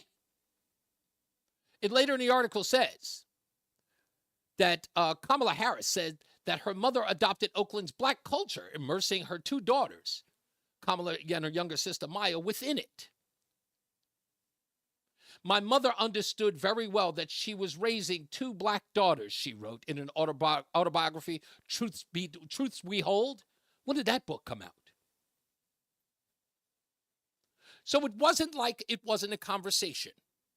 Falsely claimed? Falsely claimed? I think it's only right that we play the false claim. This is the false claim. You believe that Vice President Kamala Harris is only on the ticket because she is a black woman? Well, I can say, no, I think it's maybe a little bit different. So I've known her a long time indirectly, not directly very much. And she was always of Indian heritage, and she was only promoting Indian heritage. I didn't know she was black until a number of years ago when she happened to turn black, and now she wants to be known as black. Okay, what's the false claim? That's the way he viewed it. He thought of her as Indian. I'm just trying to understand it.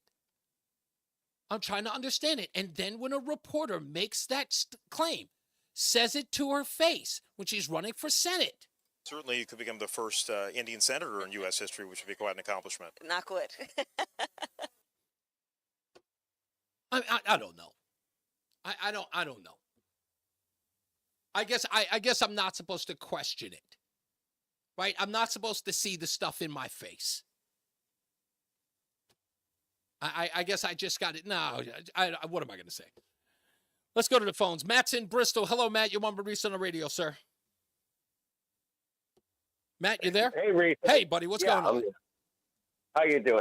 I actually hung up because I was on hold, and the baseball game came on hold for a minute. I thought you got preempted. I did on the regular, yes, on the regular network, but we're on the Odyssey app now. I'm on the Odyssey app. Yes. I was on hold. Oh, okay. And, Yeah, that may be because it didn't transfer over, but that's okay. You're still here, sir.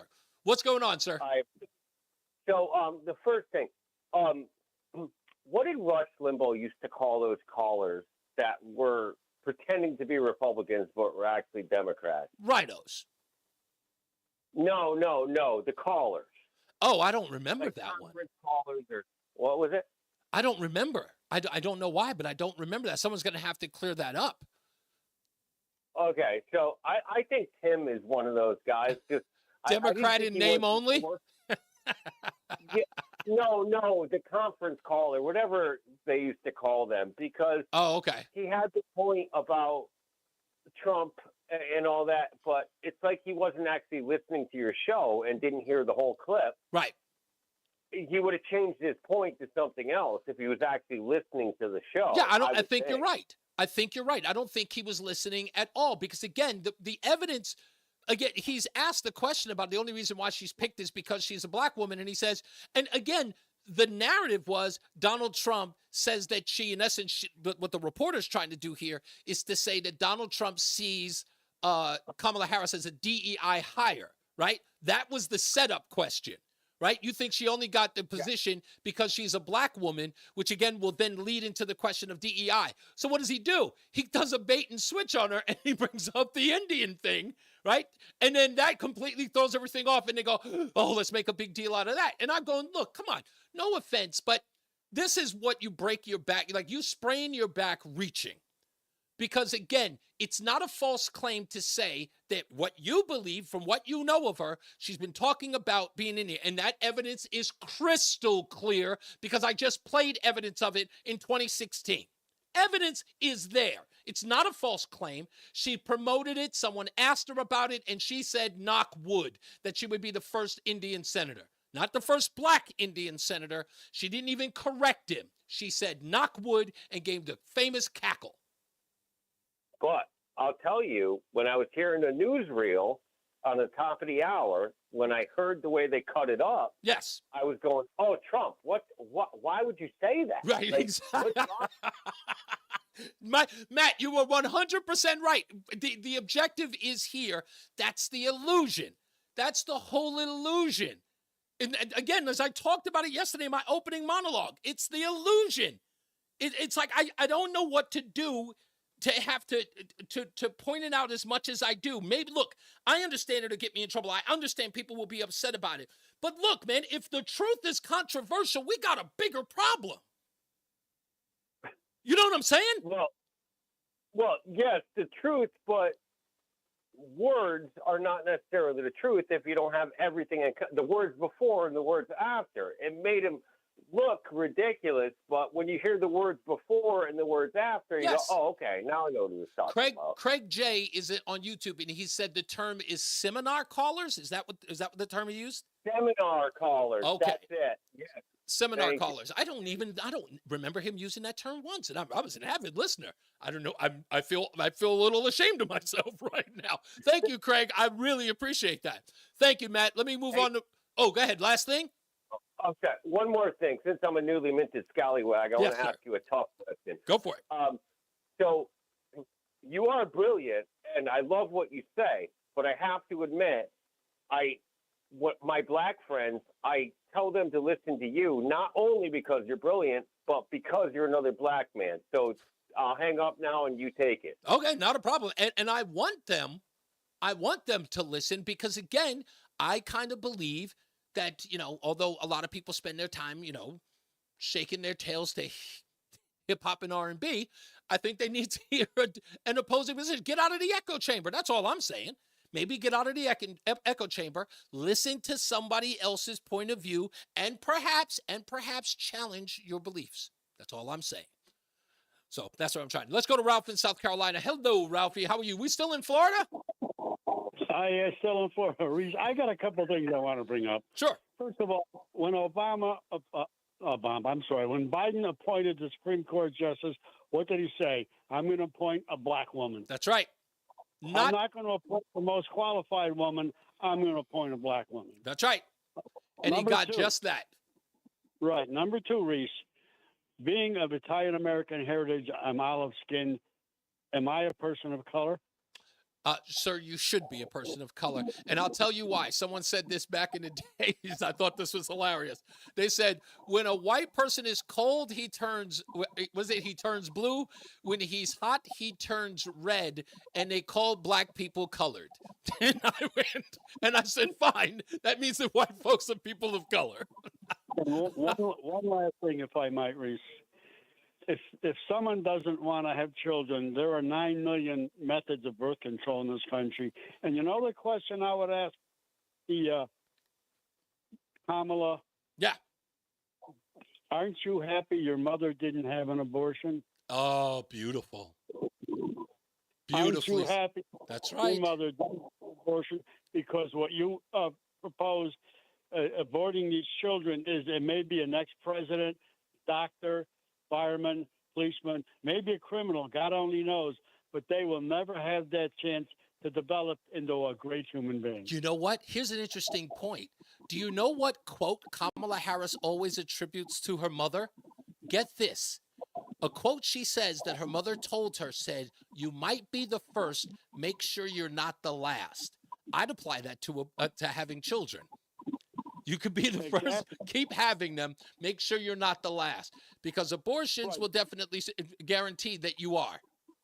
But the thing that gets me to talk about abortion, Reese, and I mean, if you don't want a child, practice birth control. It's not rocket science. Yeah, of course. And again, how about the fact that pregnancy is not a cancer?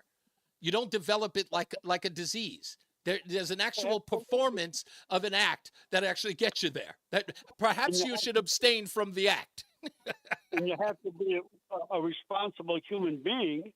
If you don't want to get pregnant, that's fine. Reason and accountability, Ralph. That's what I talk about all the time. Reason and accountability. We all have to have a little bit of it. Thank you, sir. Let me get to Mike in Plainville. Try to get everybody in here. Let's go to Mike in Plainville before. You don't have time. Mike, hold on for me. We'll get to everybody as soon as we can. We got to go to the BPS Traffic Center with our good friend Mark Christopher. How we doing, Mark? How them roads? On the northbound side of I-91, we had an accident up by the Middletown Rest area. Right now, that has been cleared. So right now, we're looking at delays in Meriden from exit 15 up to exit 18. That should start to ease now that accident's been cleared out of the way. No problems from Cromwell up into Windsor on 91 North. Southbound 91 slows 33 down to 32 A and B. Westbound 84 tied up approaching the Bulkey Bridge up to 47 Sigourney. 84 eastbound, you got delays approaching 46 up into exit 48 Capitol Avenue.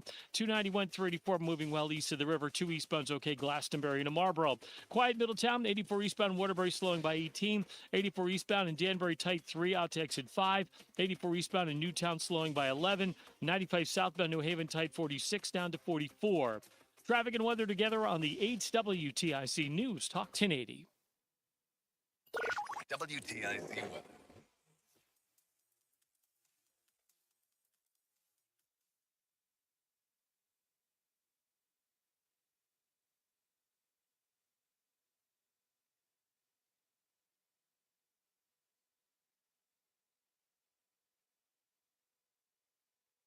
Do you know a veteran in need? After leaving the military, many veterans struggle to find their way home. Because to a veteran, home isn't just a place, it's an idea, a feeling. Nation's Finest understands the challenges veterans face.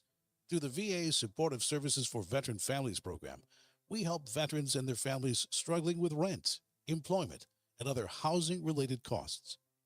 Today, Nation's Finest operates more than 30 locations in California, Arizona, and Nevada. Weather disturbance slowly moving across the New England states is triggering some showers and thunderstorms. Will stay very humid here the rest of today with a couple of showers and thunderstorms in the area. In fact, any shower or storm can bring a downpour. Today's high temperature in the mid and upper 80s, but cooler while it's actually raining. There'll still be a thunderstorm or two around this evening, then partly cloudy for the overnight hours. Muggy with the low of 70. With more of the way of sun tomorrow and less of the way of showers and storms, it'll begin to heat up. It'll stay humid up to near 95 for a high tomorrow afternoon. Stay warm and humid tomorrow night, partly cloudy with the low of 69. Again, hot and humid on Friday, mix of clouds and sun. For the most part, rain-free. A stray thunderstorm cannot be ruled out Friday afternoon. High once again, 95. Very humid this weekend. Intervals of clouds and sunshine Saturday. Pretty good chance for a couple of thunderstorms Saturday afternoon. High 89. We expect some more showers and thunderstorms on Sunday. High 86. I'm Bob Larson of the WTIC Weather Center. And now, a WTIC news update.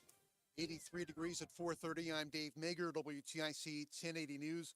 A new line of attack on Vice President Harris from Donald Trump. At a conference in Chicago, Trump falsely questioning Harris's race, asking, quote, is she Indian or is she black? I didn't know she was black until a number of years ago when she happened to turn black, and now she wants to be known as black. So I don't know, is she Indian or is she black? Harris, for the record, is both, of course. Trump was speaking to the country's largest annual gathering of black journalists. White House Press Secretary Karine Jean-Pierre said, quote, what he just said is repulsive, it's insulting. At about 600 square miles, the Park Fire is the fifth largest in California history. About 360 buildings destroyed so far. CBS's Ben Tracy reports from Northern California. The good news is that firefighters are making progress. This fire is now 18% contained. And while that may not sound like a lot, it's actually a real sign of progress over the last couple of days. The temperatures have been lower, humidity has been higher, and that has given firefighters the chance to go on the offense instead of defense. But officials cite near record levels of dryness. The Park Fire started when a burning car was pushed into a gully. One man is under arrest. On the street. The program aims at assisting those Okay, who so run what we're child going to care cook today businesses in is Connecticut an has Indian been renewed. recipe. Yes, The because State Office of Early you are Childhood, Indian. along with the Women's Okay, and I Business don't know that Development everybody Council, knows that, but is announcing a new 3-year, $6 million deal. Louise Lisboa is WBDC Vice President. Through our Child Care Business Opportunity Fund, our grant-making arm, we have put over $7.3 million in grants into the hands of hundreds of child care providers. These have been family homes and centers, group homes, no matter which type. Officials say over the last 4 years, the program has created or kept over 9,000 jobs, along with 38,000 child care slots. The Boar's Head meat recall is expanded to include products other than liverwurst. The company is pulling other meats, about 7 million pounds, off store shelves due to a listeria outbreak, leading some local delis to close to clean up. Word from the Fed, no change in interest rates for now.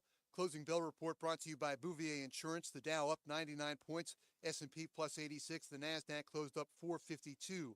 Sports, Red Sox and Mariners in progress on AM 1080. Yankees beat Philadelphia 6-5. Yanks have won 5 straight. Twins beat the Mets 8-3. Yard Goats at Reading tonight.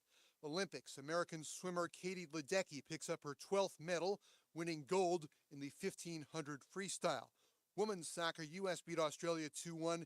Men's basketball, early fourth quarter, U.S. 75, South Sudan 58.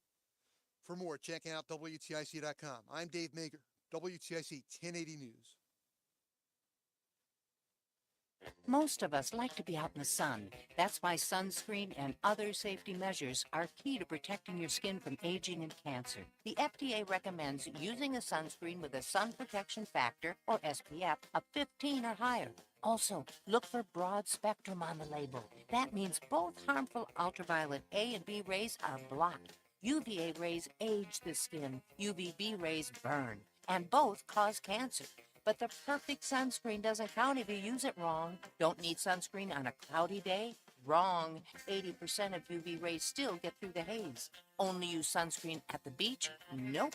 Anytime you're outside, UV rays attack the skin, so you need protection.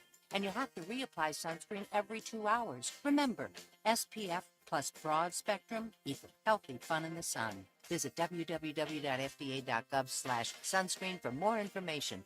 A message from the U.S. Food and Drug Administration. Your kids could for low-cost health coverage from Medicaid or CHIP. Even if you've applied before, they may be eligible now. Kids up to age 19 are covered for checkups, vaccines, dentist visits, hospital care, and more. And if they already have Medicaid or CHIP, remember to renew every year. Visit insurekidsnow.gov or call 877-KIDS-NOW. Paid for by the U.S. Department of Health and Human Services. I've been driving trucks for a long time. Safety is my #1 priority. I know that my truck has huge blind spots. That's why I remember to check my mirrors often for smaller vehicles. Everyone can help keep our roads safe. Next time you're behind the wheel, try to avoid lingering in those blind spots. It can be dangerous. Let's all plan to share the road safely. Learn how at www.sharetheroadsafely.gov.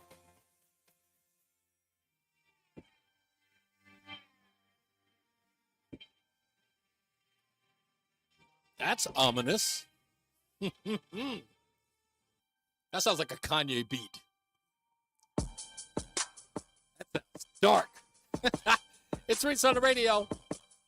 Filling in for Todd Feinberg, NewsTalk 1080 WTIC. You got to tell me who that is. Not that I would listen to it in my car. I would certainly be pulled over. Look, I'm going to talk about this. I got another clip. And I can't wait to play it. But I got to get to the 5 o'clock focus. And just to tease the 5 o'clock focus. Folks, please make sure you join the 5 o'clock focus so we can talk about a question that I'm asking. According to the Hartford Courant, in an article today, here's the headline. Restaurants across Connecticut are struggling and closing. Why is it such a tough time right now?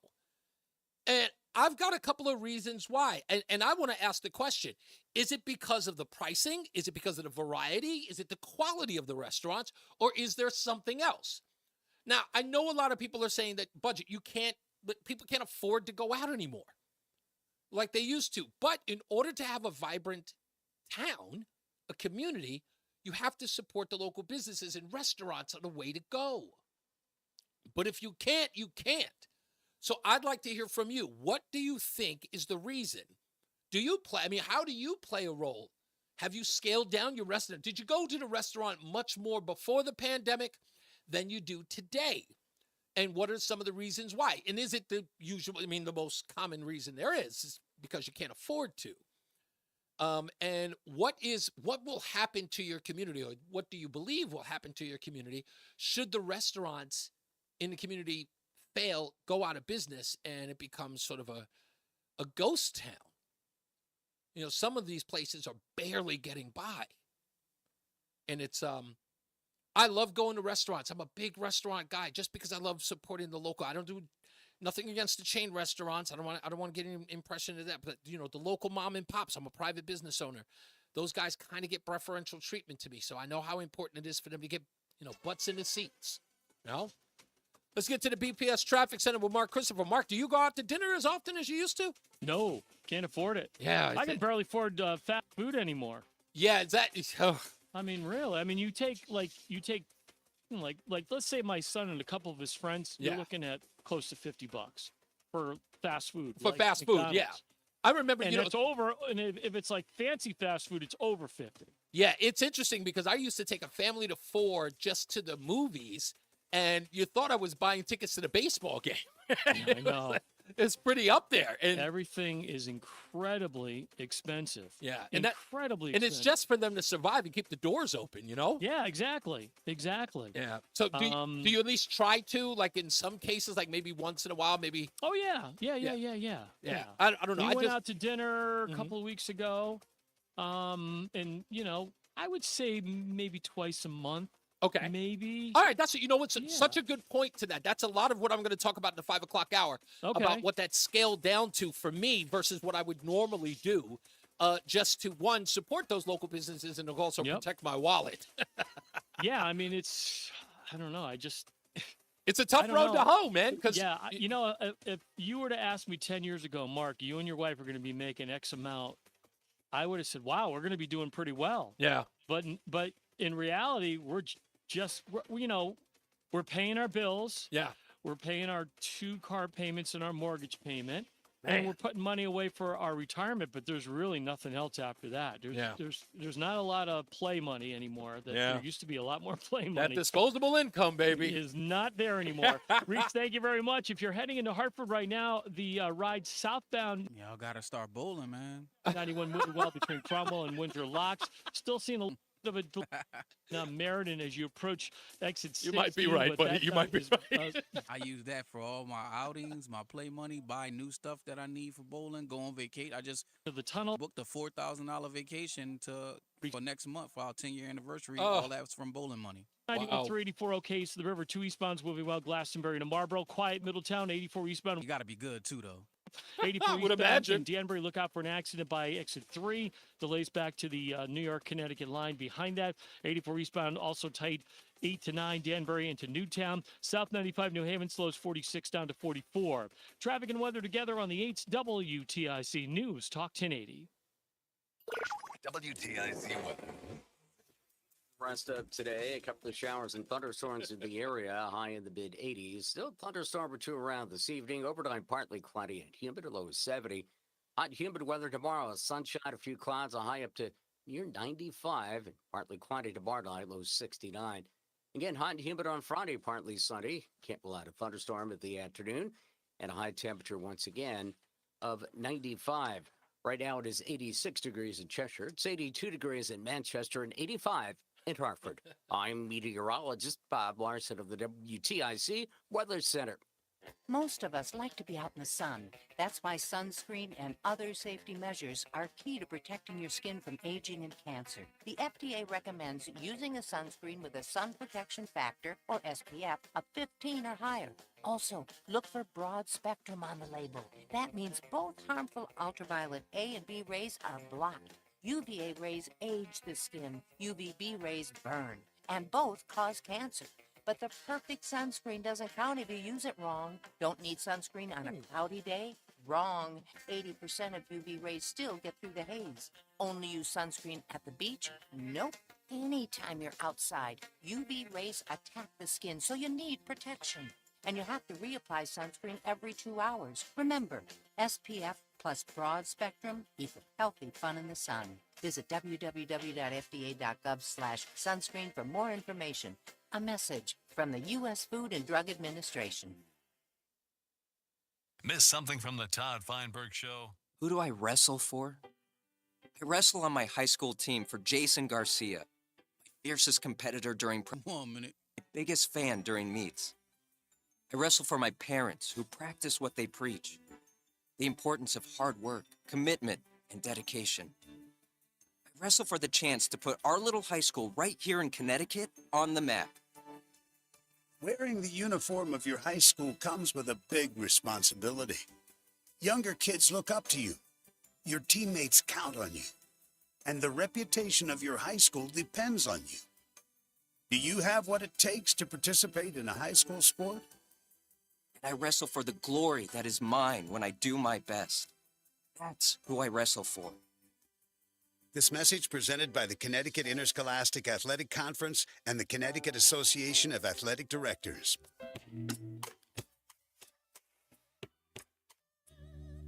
Oh, that's a nice one, too. It's probably somebody I don't like. Reese on the radio. Lil Robin Thicke, Lil Wayne. Oh, okay. Robin thinks okay. It's Reese on the radio, filling in for Todd Feinberg. News Talk 1080 WTIC 860-522-WTIC. I will get to the phones in a second, so please hold on if you're still there. We still got everybody rolling? Everybody's still there on the list? Yep. Okay, all right, stick around. I've got to play this. Only because, again, I didn't do this, okay? I didn't make this happen. I don't want anybody to freak out. I didn't make this happen. Do you know who Mindy Kaling is, folks? For those of you who don't, she was in that show, The Office. I think she had her own show called The Mindy Kaling Show. You might be familiar with her. I don't even know how you spell her name. Mindy Kaling, yes, it's Kaling. She's very funny. I actually watched the Mindy Kaling show. My wife binge watched like every episode, and she's pretty funny. She was pretty funny on The Office as well. Indian girl. And you've seen her around. You know who she is. Well, apparently in 2020, Kamala Harris and she did a cooking show together. And this exchange happened. Okay, so what we're going to cook today is an Indian recipe. Yes. Because Yes. you are Yes. Indian. Yes. Okay, and I don't know that everybody knows that, but... Huh? Huh? I find that wherever I go and I see Indian people at the supermarket, on the street, everyone's like, you know, Kamala Harris is Indian, right? It's like our thing we're so excited about to have you running for president. Anybody? Anyone? What do I got to do? This is not controversial. Okay? It's not. Mindy Kaling, you're Indian. It's so great to have an Indian person running for president. Not once did she interject and say, I'm black too. So where's the falsehood here? Somebody explain that to me. And again, like I said, nothing against the news department. This is what the story is. This is what the narrative is. But look, I'm only pushing back on it because the evidence is sitting there and I'm being bombarded with this. And I'm going, wait a minute, there's something wrong with this. So we have evidence of this, and it's being made out that this is coming out of whole cloth. No reason to believe this. Come on, man. Just a little bit. A little bit. That's all I want. This cannot be that controversial. 860-522-WTIC. Mike is in Plainville. Thank you for holding, Mike. You know, Donald Trump, you need to really use some discretion before you say something. You know they're going to be headhunting everything you say. Every word that he says, they're going to be hanging on it. They're going to edit it to death. And they're going to swing it around and make it look like he's the bad guy again. 95% of the voters in this country don't do the research that you did. You came up with some great examples in the past. All I'm trying to do is just look. I'm just trying to keep it honest. That's all I'm trying to do is keep it honest. I know, but people don't care. They just basically accept what they see on TV. I don't know. I don't know, Mike. That's again. There's so many. The stupidity in this country. It's rampant. I had a relative. This is back in was it 2014, 2015, and she's sitting there and she's watching Elizabeth Warren doing some kind of speech. Guess what she says? Did she say? Oh, I love that. I love that Elizabeth Warren. She's so smart. I had to get up and walk out of the room. I'm not sure if I was going to rupture myself from laughing or I was going to throw up. Don't even talk about Elizabeth Warren. Again, the fact that not one person lost their minds when this woman says that my Meemaw says that we were Native American because I had high cheekbones. I'm like, I really thought he was going to change his approach after he got shot. No, Mike. See, again. But he hasn't. He just keeps pouring gas on the fire. Why don't you bring up some issues? No, I mean, I he's hear his you. own worst enemy. You know that. I hear you, Mike. I know that. Listen, the reason why you're upset, and just trust me. I'm not griping on it. I get where you're coming from. It's like, you know that they're going to take his words, they're going to flip them around, they're going to change it because they know that the lazy electorate is only going to take what they hear, and that's going to be the narrative. But look, I cannot say that I can't live in a world where Donald Trump can't talk because everyone else is going to do the lighting his house on fire like the whole Lisa Left Eye Lopez. Let me That's move. what it's come to. I know. This is the classic case. This is the classic case, Mike, of where your girlfriend is setting your clothing on fire and blaming you for her actions. That's what this is, right? Your wife burns your stuff, and she says, if you'd only act right, I wouldn't burn your house down. That's all. I'd like to talk. I would love to talk to TIC 1080's news director and say, "What are you doing? You make." I don't think it's his fault, though. I don't think it's his fault because again, he's playing the news clip of the what. I know, but it's the way they reported it. Again, that I agree with, and that's what I said. Only thing I'm asking for is the honest assessment of the news because, again, that becomes the narrative. Everyone's going to be talking about it tomorrow, and everyone's going to be doing what I'm doing right now, is they're going to be pushing back by playing all of these clips. That's going to happen tomorrow, whether they like it or not. When I get home tonight, I'm going to hear it. Yep, Oh, absolutely. Absolutely. You're going to hear it. Let me go to Joe. Thank you, man. Let me go to Joe in Simsbury. He's on hold. Hey, Joe, you're on Reese on the Radio. Hello there. I absolutely understand Mike's frustration with that, but in this case, let's look at a couple of things. The first one is the specificity of what Donald Trump said. Yes. And if people don't get this, and you've been explaining it, then it's another example of we can't help them. We can't fix stupid. That's He said a number of years ago.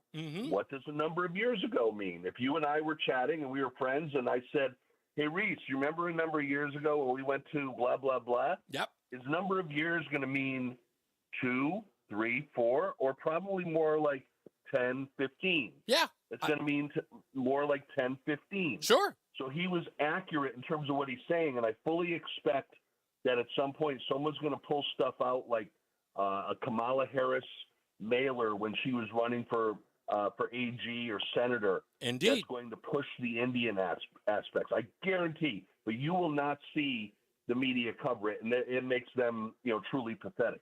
Well, I got you. I want to point out a couple of things here real quick. Okay, go ahead. Back in 2000, when she was running, she had terrible support, as did Cory Booker from the black community. Yes, she did. And that was because the black community wasn't connecting with them because they didn't really feel that they were black. They could talk about the black issues, but they didn't get that connection. But let's talk about the chameleon that Kamala Harris is, because this is really the whole story. Donald Trump is really saying, yeah, she's a chameleon. She was an Indian before, and now she's a black, and now she's a black Indian, or whatever he says. She just got nailed for the second time. When she was in France in 2001, she was caught talking with a French accent. Yep. Now she just got nailed in the last 24 hours in Atlanta. Southern accent. That's right. So what does that mean is that she adapts to whatever the situation is. She fakes what the situation is. She's Hillary Clinton. Clinton. Would that make it inconsistent with anything Donald Trump has just said? She is, listen to me, she is Hillary Clinton Black 0.0. That's what she is. She is Hillary Clinton Black 0.0, because that's what everything you just described is exactly what we saw of Hillary Clinton in 2016 and beyond. I don't feel no ways tired. Remember that? Yeah. Everybody remembers that. And the infamous hot sauce in the purse, where Charlemagne the God says, well, when you say that, black people are going to think you're pandering to them. And she wisely turns up and says, is it working? Oh, baby. You couldn't get any better than that. And that's what Kamala Harris is. Absolutely. Yep. So if we don't know what she is day to day, is she a French citizen? Is she a Southern person? Is she from California? Then how do we know that she's, really, a black Indian American? Yeah. We don't know, because she doesn't know who she is. How do we know who she is? That's right. And again, putting it on, the onus on Donald Trump without actually going back and doing the work, which is what we should do, is go ahead and say, okay, where's that coming from? And by just saying on its face, it's false, instead of, and again, I've given 2 examples so far. Nothing he said is false if I'm giving 2 examples coming right out of the horse's mouth. Thank you, Joe. Much appreciated. Let's go to Rob, who's in Hyde, real quick. Rob is on. How you doing, Rob? I'm doing well. How are you, bud? Pretty good, sir. Pretty good. Awesome. Hey, running for U.S. Senate here in Connecticut. I love your show. Thank you, Rob. Much appreciated. It's Rob Hyde, not Rob from Hyde. Oh, it's Rob Hyde is on the line. Oh, I'm sorry. I thought, okay, Rob Hyde. I apologize. Rob, how are you, sir? I'm doing well, my man. Love your show. Just want to give you much props and thank you for what you do. It's my pleasure, man, and thank you for calling and thank you for listening. I appreciate that. Did you want to chime in on this topic real quick? I mean, honestly, it's laughable, right? I'm having a great time watching the Democrat Party just implode. Every day I get up and I just enjoy it more and more. I'm like, yes. You are like me. Keep running, Kamala. Please keep running her. I tell people, I hear from so many people on the conservative side that have a little bit of panic in their voice, and I'm just going, maybe you and I are watching the different thing. Maybe I'm watching something different than they are, but I think I have to watch this sort of be in tune with what's happening in front of us. So I look at it at a different advantage. Doesn't mean that I'm viewing it better than anyone else, but I've got to take everything apart. I've got to tinker with all the stuff that's happening in real time. And when I look at it, I got to look at the pieces that are, once they're sprawled out, I got to look at all the pieces and I got to understand exactly where we are instead of going what's called the obvious narrative, which is being pushed down our throats. None of this, it never seems to pan out. At the end of the day, everything they told us in the beginning always turns out to be false. And that's not my fault. That is exactly the fault of the people who keep pushing out the false narrative. So I'm not taking any blame for exposing it. I can't. It's got to be some accountability. Absolutely beautiful. This is like primetime comedy live. I mean, you go, border Cesar. Nah, she's not a border Cesar. Oh, she's going to the border. Oh, she's never been to the border. And she asked, what difference does it make? I've never been to Europe. Yeah. I mean, it's awesome. It is. It's just great. It's just great to watch these, like you said, just these puppets just portray this false narrative of who they are in the party of democracy and decency. They're none of the above. Oh, man, do I have a clip for you. I've got this great democracy clip, man, this ad that's going out about democracy. I'm going to play that one a little later. Thank you, Rob Hyden. Good luck to you, sir. You know what? Reach out to me at ReeseOnTheRadio.com and see if we could get you on the air and at least to talk about your election. Okay, well, I guess he's already gone. Okay, we got to take a break. More news, more views when we return. 5 o'clock focus coming up. Why are the restaurants in Connecticut failing? Is it the pricing, the variety, the quality, or is it something else like people's pocketbooks? I think the obvious answer is going to be here. But I want to get all angles on this about why you are not and what you may think is the reason why these restaurants are going to fail, and will we lose them? Will it be to the point where we don't have any restaurants? The only thing we have out here are fast food restaurants. Will that be the case? Will not be a quality of life where good food is being served? It makes me nervous because I love a good restaurant. I don't know about you, but I do. And I try to like them all. I do. I try to like them all. But we'll take a break. We'll get into that. 5 o'clock focus coming up, plus your phone calls, 860-522-WTIC, 860-522-9842. Reese on the Radio, filling in for Todd Feinberg on News Talk 1080 WTIC. Oh, we got to kick it to Mark Christopher. Oh, I'm sorry. What did I forget? I'm sorry. Going to Mark Christopher in the BPS Traffic Center. Sorry, Mark. I totally forgot. We're already in close to the 5 o'clock hour. Mark, please forgive me. Oh, no problem at all. I was like, I thought I was just going to a break, and I'm looking at the time. I totally forgot. Mark Christopher, every hour, on the hour. Around the 8s. Yeah, around the 8s. There you go. Give or take a few seconds. Hey, Reese, thank you very much. If you're heading toward Hartford right now, overall... Yeah, ain't no breaks when we on this shit. Of I-91, you've got to What'd you say? I'm sorry? 3 down to 32. There ain't no breaks when we on the stream. Yeah, that's right. Between 25 SNN and 24 on the Weathersfield Rocky Hill line. Northbound 91's a little slow, 21 to 22 in Cromwell. After that, good ride Hartford up into Windsor. Westbound side of 84 slowing in East Hartford, approaching the Bulkley Bridge to 47. 84 eastbound's tied up about a mile before 46 Sisson Avenue, up to 48 Capitol Avenue. 291 through 84, that looks good east of the river. 2 eastbound's okay, Glastonbury to Marlboro. Quiet Middletown, 9 in the Aragoni Bridge.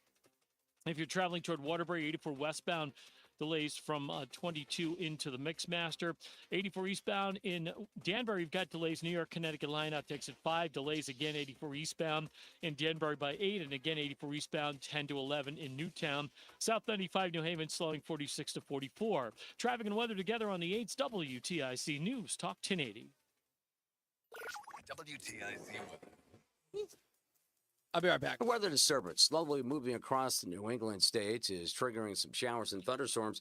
Will stay very humid here the rest of today with a couple of showers and thunderstorms in the area. In fact, any shower or storm can bring a downpour. Today's high temperature in the mid and upper 80s, but cooler while it's actually raining.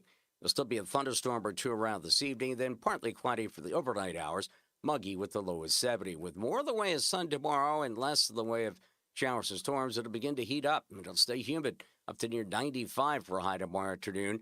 Staying warm and humid tomorrow night, partly cloudy with the low of 69. Again, hot and humid on Friday, mix of clouds and sun. For the most part, rain-free. A straight thunderstorm cannot be ruled out Friday afternoon. High once again, 95. Very humid this weekend. Intervals of clouds and sunshine Saturday. Pretty good chance for a couple of thunderstorms Saturday afternoon. High 89.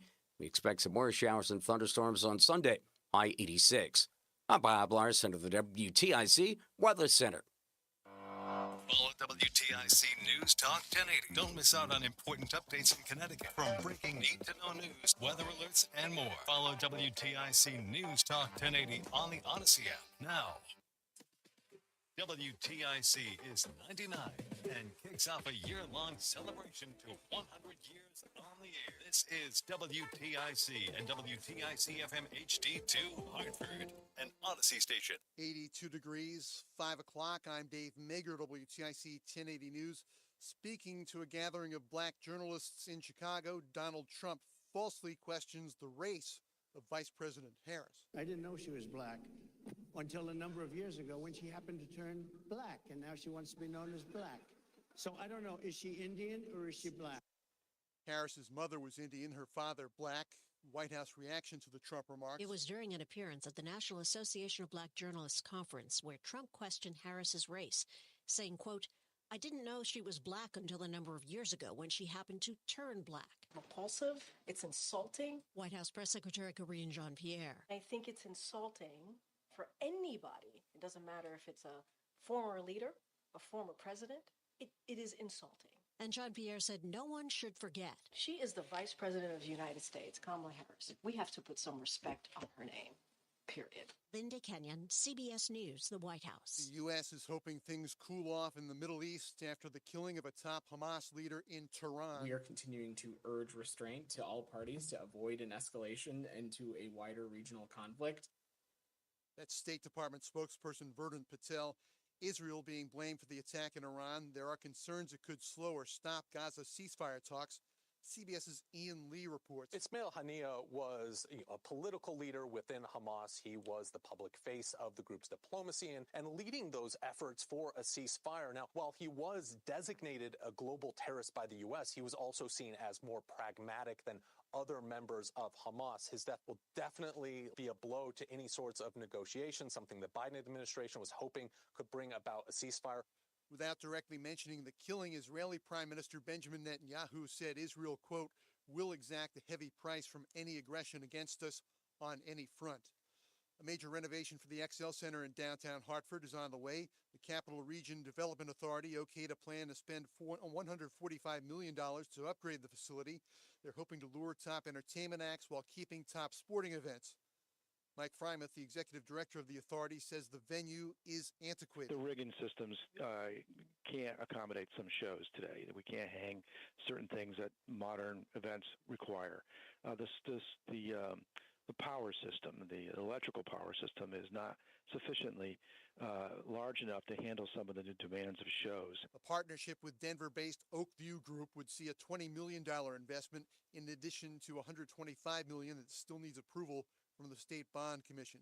Word from the Fed, no change on interest rates for now, even as the inflation outlook improves. No one was expecting the central bank to cut interest rates at this week's meeting, but the market is still hoping for a September cut. And for that to happen, the next few inflation readings will need to show a stronger move towards 2%.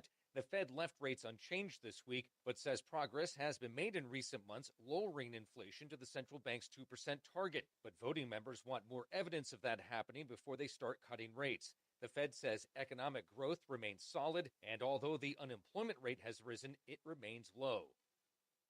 All the major indexes in the green today. This report from the Summer Games, sponsored by Middlesex Health, the smarter choice for care. CBS Summer Games. Here's Wendy Gillette. The final U.S. women's singles tennis player is out of the Olympics. Danielle Collins retired from her match with the world's #1 player, Poland's Iga Świątek, after experiencing a medical issue in the final set. The Americans' best chance at a medal, Coco Gauff, lost her match yesterday against Croatia's Dana Vekic, ending up in tears after an argument with the chair umpire. Gauff also lost today's women's doubles match with teammate Jessica Pegula. falling to the Czech Republic in a match tiebreaker. On the men's side, Serbia's Novak Djokovic moves on to the quarterfinals in his quest for the gold. In men's gymnastics, Americans Paul Judah and Frederick Richard competed in the all-around competition, far out of medal contention. The men's and women's triathlons finally went on as planned after days of poor water quality tests in the Seine. And Katie Ledecky hopes to snag gold in the 1,500-meter freestyle. I'm Wendy Gillette at the Summer Games in Paris, CBS News. Drivers who switch and save with Progressive could save hundreds, which could be life-changing. I mean, you could put that money towards that zero-turn lawnmower you've always wanted. And after using its edge-shaping technology to meticulously sculpt the face of the Mona Lisa into your grass, you'll become the undisputed king of Saturday morning lawn care, leaving your neighbor and sworn enemy Gary to question his place in the delicate neighborhood ecosystem. And it's all because you could save money switching at Progressive.com. Progressive Casualty Insurance Company and affiliates, not available in all states. Sports, the Red Sox and Mariners are live on AM 1080. Yankees beat Philadelphia 6-5. Minnesota beat the Mets 8-3. American swimmer Katie Ledecky picks up her record-tying 12th medal, winning gold in the 1,500 freestyle. Women's soccer, U.S. beat Australia 2-1. And men's basketball, the final, USA 103, South Sudan 86. The U.S. is in the quarterfinals. For more, check out WTIC.com. I'm Dave Maker, WTIC 1080 News. I've been driving trucks for a long time. Safety is my number one priority. I know that my truck has huge blind spots. That's why I remember to check my mirrors often for smaller vehicles. I'm here. Everyone can help keep our roads safe. Next time you're behind the wheel, try to avoid lingering in those blind spots. It can be dangerous. Let's all plan to share the road safely. Learn how at www.sharetheroadsafely.gov. Do you know a veteran in need? Nation's Finest, through the VA's Supportive Services for Veteran Families program, helps veterans and their families struggling with rent, employment, and other housing-related costs. Today, Nation's Finest operates more than 30 locations in California, Arizona, and Nevada, helping thousands here. Visit nationsfinest.org or call 1-833-468-9676. That's 1-833-468-9676.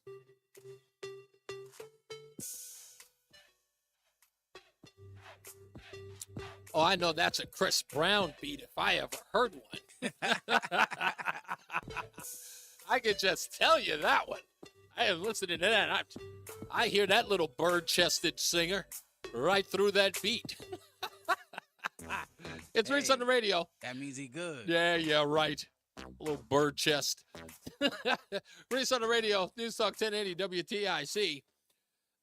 More news, more views. We'll get into the 5 o'clock focus.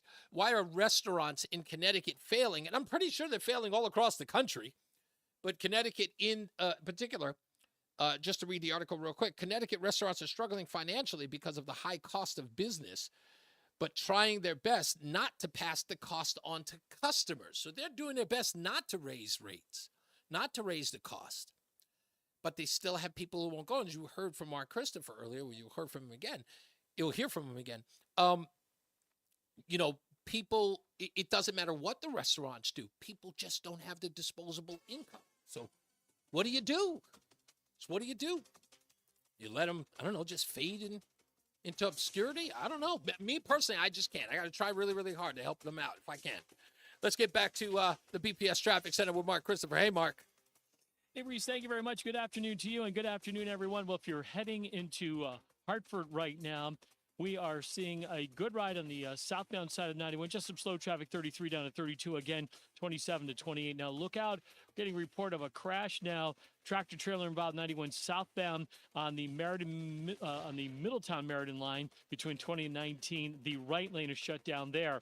And now on the northbound side of 91, that moves very well as you move Cromwell through downtown up into Windsor. Westbound 84 tied up approaching the Bulkley Bridge in East Hartford to 47 Sigourney. 84 eastbound is tied up 44 Prospect Oakwood up to 48 Capitol Avenue. No problems east of the river. 291 through 84. 2 eastbound's okay. Glastonbury to Marlboro. Quiet Middletown 90 in the Aragodi Bridge. 84 westbound Waterbury slowing 23 to 22. 84 eastbound just a little bit slow now as you move up on exit 3 up to 5 in Danbury. Again, some slow traffic, 84 eastbound by 8 in Danbury. And again, 84 eastbound slowing from 10 to 11 in Newtown. And if you're heading down in toward the New Haven area, 95 southbound, you'll see slow traffic 46 down to exit 44. Traffic and weather together on the 8's WTIC News Talk 1080. WTIC weather. A couple of thunderstorms moving through this evening. Heavy storms right now closing in from the west. Once they pass, partly cloudy during the overnight and a low of 70. Hot and humid tomorrow. Sunshine, a few clouds, high 95. And partly cloudy tomorrow night, low 69. Again, hot and humid Friday, partly sunny. Could be an afternoon thunderstorm, high 95. Right now, the rain has cooled things down to 73 degrees in Plymouth. It's 82 in Wallingford and 85 in Hartford. This is meteorologist Bob Larson of the WTIC Weather Center. Okay, kids, the car's backed up and the campfire is out. Let's hit the road. Dad, the fire's not out. Hi, Patty. Thank you so much. It's a pleasure to be there, and thank you for coming to check out this show. You could burn down this forest, not to mention our whole neighborhood. Come on, Dad, do your homework. 9 out of 10 wildfires are caused by humans. Did I say we were leaving? I was kidding. Sure you were, Dad. Are you gonna tell your mom about this? Oh, yeah. Great. You're never too young to get your smoky on. If you see someone in danger of starting a wildfire, step in and make a difference. It's never too young for Because 9 out snitches of to get 10 stitches either. wildfires can be prevented. A public service message brought to you by Smokey Bear, the U.S. Forest Service, your state forester, and the Ad Council. Learn more at smokeybear.com. Only you can prevent wildfires. Oh, a minute. Little kid said, we're going to tell Mom. I'm like, okay. Radon testing, keep it healthy and clean. Make it green, green, green. Making it green is making sure the air in your home is healthy for your family to breathe. Testing for radon is easy. Just call 866-730-GREEN. Make it green, green, green. A message from the U.S. EPA. Hi, my name's Bob. Hi, Bob. So I see this ad on TV. It says I can reduce my debt by 50%. So I call. They told me to stop paying my bills, stop talking to my creditors. Oh, you have a Steve in Middletown left? Take Okay. care of everything. And in 10 seconds. Thousands of All right. dollars, but most of it went to their fees. Getting out of debt is neither quick nor easy. There are those who will tell you anything just to win your trust. Sounded perfect. I did everything they told me to do. They never paid my creditors. They didn't even contact. And oh, there he is. Now we're back. It's Reese on the Radio, News Talk 1080 WTIC. Michael B. said, those kids need to learn street code. We were listening to that Forest Fires commercial. The father says, are you going to tell Mom? Kid said, oh, yeah. I'm like, huh? Okay. I wish they would. Yeah, let's see how Christmas works out for you, kid. Anyway, we're taking phone calls, and of course, we are talking about the 5 o'clock focus. So we can't play the intro, but yeah, whatever. Yeah, it doesn't matter. We're still going to do it anyway. We'll get to the phone calls in a second, but this article was written by Pamela McLaughlin in the Hartford Courant. Says Connecticut restaurants are struggling financially because of the high cost of business, but they're trying their best not to pass the cost on to customers. But industry experts say it's a tough line to walk during these challenging times of inflation. And of course, they're 100% right that, it is challenging. People cannot afford them. Don't make it worse on yourself, even for the ones who can come to your restaurant. Leon Lopez, who's the owner of Salsa's Southwest Grill and Bar, says you just can't raise your prices overnight and expect it to be okay. You just won't. Restaurant closures are being announced weekly on Facebook in the last year, and some establishments have done it more quickly, greeting customers with a sign on their locked door. In one recent example, Jimmy C's Pan Pasta, which is popular on Martha's Vineyard and puts a unique spin on pasta mixing in its fresh ingredients and serving it in a frying pan, opened in Avon last year and said in June on Facebook that it was closing. Ugh. That just, ugh. Again, I know that's crushing. That is crushing because expanding, that's the big deal. You know, when you're a restaurant owner for so long, and then you're going to expand to another place, you know, you're now, you know, you're a chain, you know, you feel like, wow, I could afford to do that. I've got 2 restaurants here and there. Owning a business is an American dream, but owning 2 of them, come on, you hit the mother load. So if you're well received on your opening day, and then something comes in and just cuts the feet from under you, it's crushing. And imagine, and you got to tell people to go home. You got to tell people that they don't have an employment. It's crushing. And I feel for every one of them. Those who have managed to stay in business aren't as profitable as they were before the pandemic, according to restaurateurs and industry experts. Scott Dolch, the president and CEO of Connecticut's Restaurant Association, said it's a complex issue, a combination of increased cost and changes to the way people dine following the pandemic. Dolch says 97% of Connecticut's full-service restaurants are independently owned, the highest percent in the country. While it's an incredible stat, it's also a scary one, he says. It's a tough time right now for these restaurants. I try not to say it's doom and gloom, but I have my antennas up.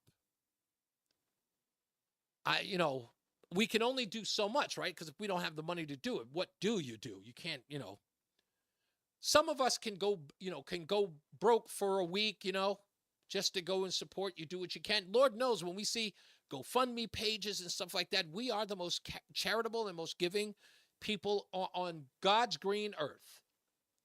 And for me, I think that these small businesses, they are the backbone of who we are. And again, I'm not making a plea. I'm not trying to shame anyone, but I know you feel the way that I feel, especially if you love your community and you love walking to the nearest restaurant or walking to the small business and supporting them. That's a big deal to you. So that's the only reason why I bring it up. So what do you think is the reason why these are going? Is it just the financial aspect? Is it not having the disposable income? 860-522-WTIC. Let's go to Steve in Middletown. Hello, Steve. You're on the Reese on the Radio. Hey, Reese. It's something I call Joe-flation. Yeah, right? I guess you can. Spending that Biden did with his Democrat Congress, that, what do they call it? The Anti-Inflation Act or something like that? Yeah. All those things coming around to cause all the inflation now. Yeah. And, let me ask you this, Steve. Steve, let me ask you this. I know I'm going to sound conspiratorial when I say this, but I said this right around the time of the inflation going through the roof. Many people remember it from my podcast. In my heart of hearts, I believed or still believe that the federal government in many ways wants to crush the small business owner because, in essence, 65% of employment in this country is provided by the private industry. And if you destroy that industry, the private industry, then you have more and more people on the dole, therefore more control. Now, I know it's sometimes hard to connect the dots, but do you think that maybe there's some sort of plan to do that? Because I believe that the middle class, which is being crushed, the middle class they're the largest group of people who run small businesses. I mean, that's where it is. Exactly. You're exactly right. They hate small business. They love big business. Right. Right? They can control They subsidize them. Big contracts. Yep. Or big unions. But small business, independent workers, they hate them. Yeah, I really do. And I know it sounds far-fetched, but I looked at during the pandemic, the way in which they attacked small businesses who needed to stay open, especially the restaurant industry, who needed to stay open so people could have wages. And what did the administration do? They pretty much told everyone, don't worry, we'll put you on the dole. We'll take care of your basic needs. Don't worry about going to work. And a lot of people, after it was over and they started opening things up, people refused to go to work because they were getting their lives subsidized to a large degree. Sometimes they're getting more of a subsidy than they made them to work. That's exactly right. 100% right, Steve. Hey, all the singles in my wallet I use for tips. Yeah. Say vote for Trump for tax-free tips. Great job, Steve. Thank you so much for the call. Let's go to Everett in East Hartford. Hello, Everett. You're on Reese on the Radio on the Todd Feinberg Show. Hello. It's always good to hear you. Yeah, I believe they are trying to push out small businesses. They make these rules and regulations sounding like they're going after the corporations and the big guys, but they're actually going after the little guy. Yeah. As a professional plumber, I've actually built restaurants from scratch and bars and stuff, and I've also done maintenance. There's a ton of stuff that goes into that business. Yeah. I mean, it's a heck of an investment. And it seems to me the health department goes overboard at these places. Yeah. You'll have a dishwashing sink, Mm-hmm. and then you have to put a hand wash sink next to that so the Right. person can wash their hands, okay, after they just got finished washing the dishes. They have a separate sink, which is plumb different, so that you could, like, soak your vegetables and all that without any kind of, backup. It's all prevented, so it's 100%. And it is. The piping is correct. But next to that is another hand wash sink, so that after you touched whatever was there, before you touched whatever's in there, that you can wash your hands again. So putting all of these obstacles of saying that you have to build this, that, and the third, even though it's kind of redundancy, right? Like there's a redundance going on. It's beyond. It's beyond. Make sure to remind you to wash your hands. Right. I actually, this is quite a few years ago now. There was a little restaurant in South Windsor. Great little breakfast restaurant. They would open at like 5:30 in the morning, so they would catch the early crowd. Right. And they would close a little afternoon. Well, the lady had been working there most of her life. She bought it from the owner, and she was doing good. And then they got a new health inspector. And this poor lady, the things that they made her do, and it got to the point where they wanted her to put in a sink where there's absolutely zero space to put a sink, and it actually made no sense because it was sink next to sink next to sink next to sink. I mean, how many more sinks do you need in a room? Yeah, and how much water was she going to be paying as far as a water bill is concerned with all of that water use? I mean, that is a recipe for inflating your bills beyond the need. Yeah, no, and again, I believe there should be a healthy code and standards and all that, but Merry Christmas. Have a little common sense here. Yeah. You know what this reminds me of as you're talking about it? And I don't know how much you follow this, but again, you're a private, are you a private business owner, a private plumber? Is that what you do, Everett? No, I work for a corporation. Okay, you work for a corporation. Well, you work for a private industry, though. You work for the private industry. But I don't know if you follow this all that well, but back in 15, maybe 2016, there was this article that I read in Ebony magazine where they had actually written an article critical of President Barack Obama. And the article was about, it was amazing. I couldn't believe that I read it. And the article was talking about hairdressers around the country. And the Obama administration had put in a mandate for hairdressers, girls who do the African braids, right? They do African braids. They had to get a license for cosmetic and chemical treatments. Now, again, these are just the women who are hired at the hairdresser to do the African braids. That is their, that's their profession. They don't handle hair coloring or anything like that. They just do the hair braiding. In order for you to do that, in order for you to do the hair coloring stuff, you had to get this one particular license. But the Obama administration had actually said no matter what you did at that hairdresser, you had to have the license to do that, just to do the African braids. And the license was upwards of $5,000 to get. Oh my God. Yeah, and it blew my mind. I went, do you know how many hairdressers are going to be like under the table doing this? And what if there's a crackdown or a task force running into hairdressing places all across the country, finding out whether or not those people doing hair braids are on the level because they can't afford, like no one was subsidizing them, forcing them to spend $5,000 to get this license. I'm like, it's ridiculous. They would never, you would never turn around and say, hey, by the way, dye that girl's hair. They were only there doing braids, but they wanted a piece of that. And that's the only reason why they were doing it. The Obama administration was finding a way to get their cut and put those people through it. I couldn't believe it.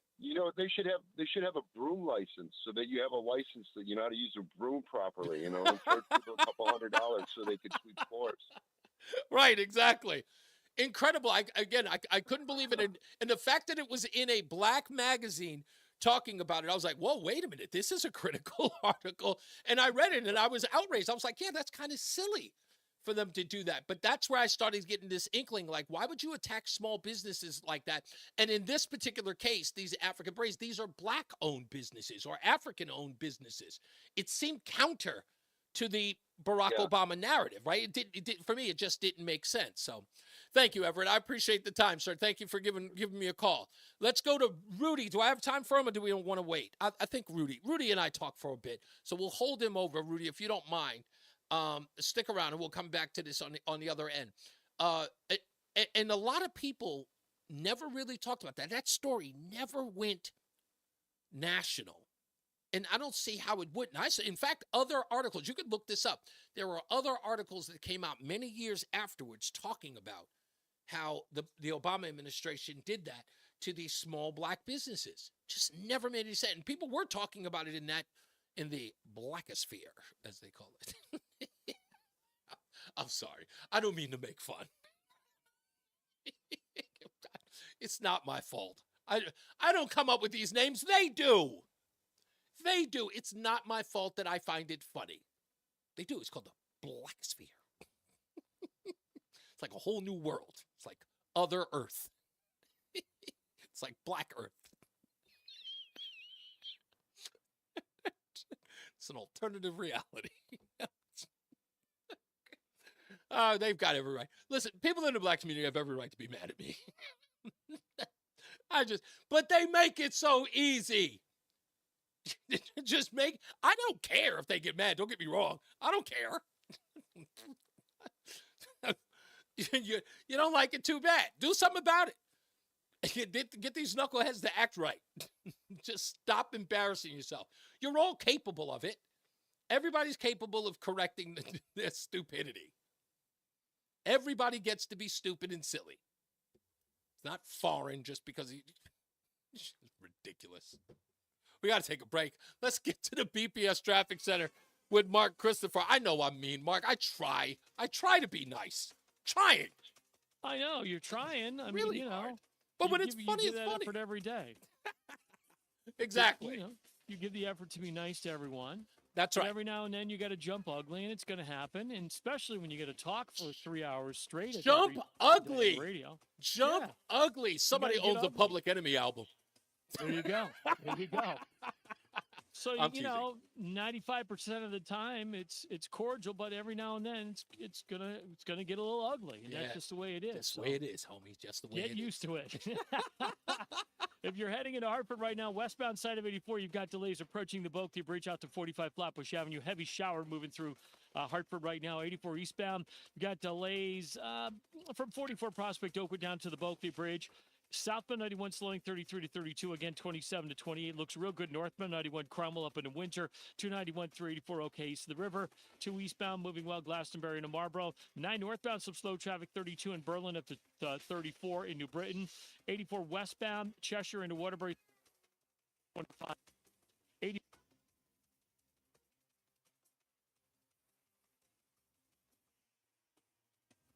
New Haven area right now.